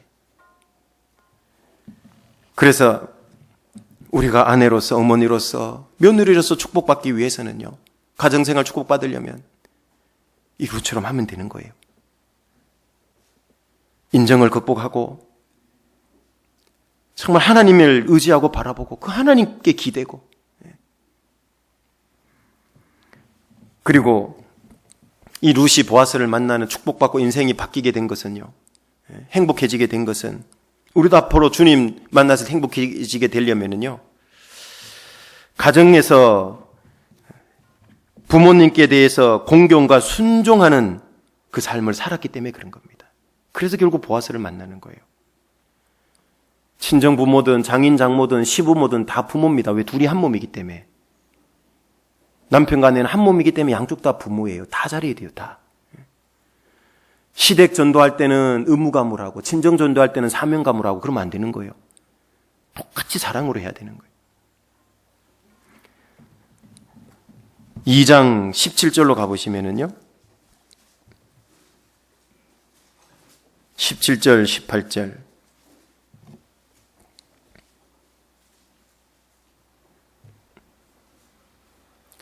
룻이 밭에서 저녁까지 죽고 그 주운 것을 뜨니 보리가 한 에바쯤 되는지라. 그것을 가지고 성읍에 들어가서 시모에게 그 주운 것을 보이고 그 배불리 먹고 남긴 것을 내어 시모에게 드리매. 여기 룻이 밭에 가서 이삭 줍기를 해와가지고요, 그것을 떨어보니까 한 에바쯤 돼요. 한 에바. 이스라엘의 청량 이제 단인데요. 이게 이제 많이 준 거예요. 이제 시모에게 그것을 보이고 그걸 그 배불리 먹고 남은 것을 내어 시모에게 드렸다 그랬잖아요. 여기 룻이 이삭 줍기를 하니까 먹을 것도 주고 하니까요. 물론 그 자기도 먹지만은 여기 14절에 보면 그 볶은 곡식을 룻에게 좀 줬거든요. 보아스가요. 근데 그거를요, 14절에 보면 룻이 배불리 먹고 남았다 그랬잖아요. 그 남은 거를 18절에 보면 시모에게 드린 거예요. 그러면 먹다 남은 걸 줬냐? 그게 아니고 시어머니 드릴 걸 남긴 거예요. 그리고 곡식 떤 걸 가지고요, 이삭 줍기 했으니 그걸 훌떡 떨어야 될 거 아니에요. 여러분, 여기 잘 읽어보면은요, 밭에서 언제까지 주었다 그래요? 17절에. 저녁까지 준 거예요. 저녁까지. 여러분, 혹시 이삭 줍기 해보셨습니까? 옛날에 어릴 때 저도 낮으로 벼베고 나서면 그 이삭 떨어지면 죽게 해봤거든요. 죽어요. 허리를 쉴 새 없이, 아시죠? 숙였다 폈다 숙였다 폈다. 나중에 허리 담들려요. 그 다음날. 이 룻이 하루 종일 밤까지 그걸 죽은 거예요. 그리고 보아스가 뭐라 그랬냐면요, 일부러 조금씩 빼놓으래요. 룻이 죽도록. 그 일하는 소년 일꾼들이 그렇게 명령을 한 거예요. 그것도 은혜죠. 그죠? 하나님이 주신 은혜가 있다 그 말이에요. 거둘 게 있도록. 보이지 않는 하나님의 손길이 이 속에 꽉 차 있는 거예요. 룻을 위해서. 시부모를 공경하는 걸 게을리하지 않은 겁니다. 게을리하지 않은 거예요. 하루 일을 마치고 와서 그 좋은 걸 떨어가지고 시부모를 공경하는 걸, 시어머니를 공경하는 걸 게을리하지 않는 거예요. 자기도 얼마든지 핑계 댈 수 있겠죠. 허리 아파서 어머님이 좀 하세요. 제가 오늘 하루 종일 주셨어요. 어머님 오늘 하루 종일 집에 있었잖아요. 그럴 수도 있잖아요. 아니면 좋은 말로라도 적당히 핑계 댈 수 있잖아요. 어머니 제가 허리가 안 숙여져요. 담이 들려서. 어머니 시켜 먹을 수도 있잖아요. 그럼 어머니 나오미가 안 하겠냐고 하겠지.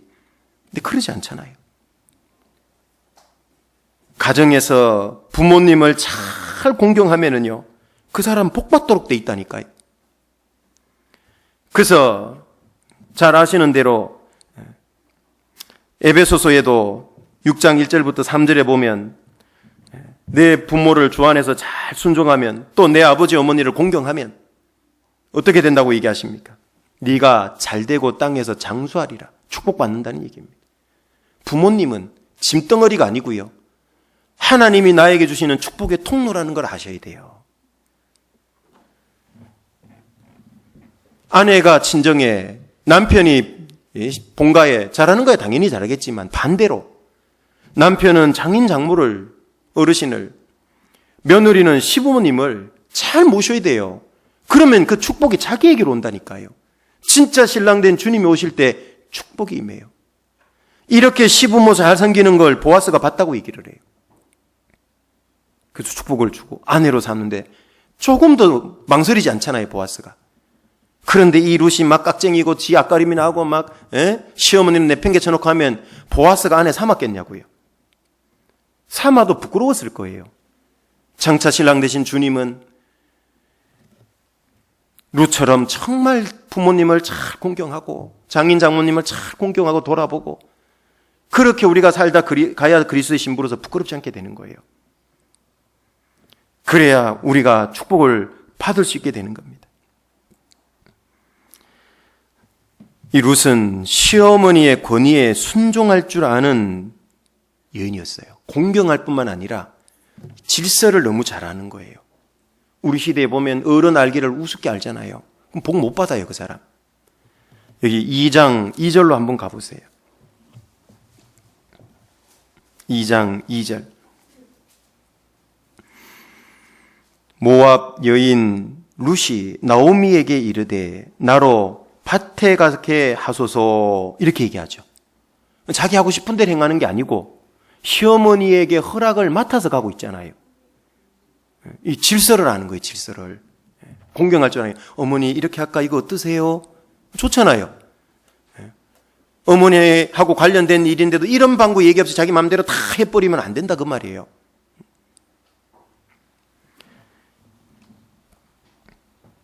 그래서 2장 22절 23절에도 보면은요, 시어머니가 또 자부 룻에게 탁 뭐라고 얘기하는 게 있는데 그걸 그대로 또 순종해요. 그래서 축복을 받는 겁니다. 축복을. 구원받은 그리스도인 특별히 아내들은요, 가정에서 어른들한테도 잘해야 됩니다. 물론 남편도 처가에도 잘해야 되고 그러면 다 복을 받아요. 다 복을 받습니다.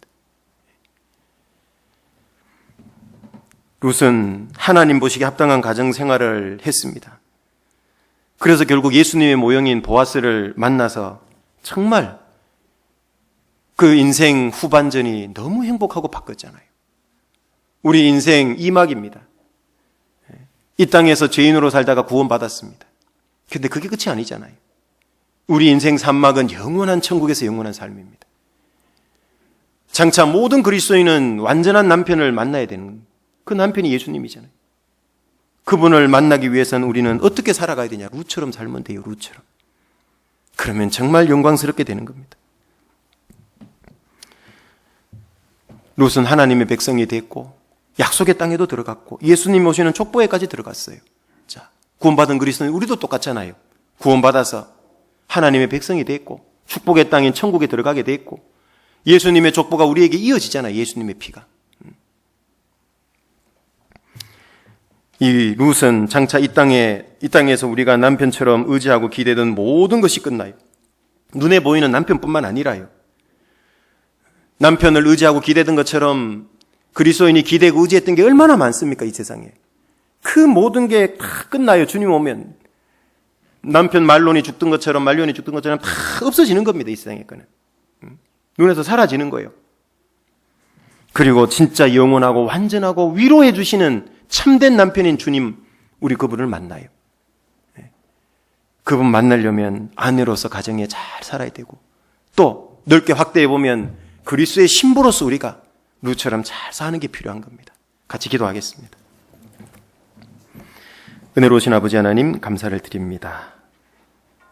지난 5월부터 가정의 달을 맞이해서 구원받은 그리스도인으로서 가정생활을 어떻게 해야 하는가를 남편과 아내를 중심으로 같이 배울 수 있게 해주시니 감사를 드립니다. 듣고 잊어버리는 자가 되는 것이 아니라 남편의 역할, 아내의 역할, 부모의 역할, 자식의 역할을 하나님 보시기에 합당하게 하나님 말씀하신 대로 잘 할 수 있도록 도와주시길 원합니다. 그리하여 구원받은 그리스도인의 가정생활이 곧 전도생활, 선교생활로 이어질 수 있도록 도와주옵소서. 예수님 이름으로 기도드립니다. 아멘.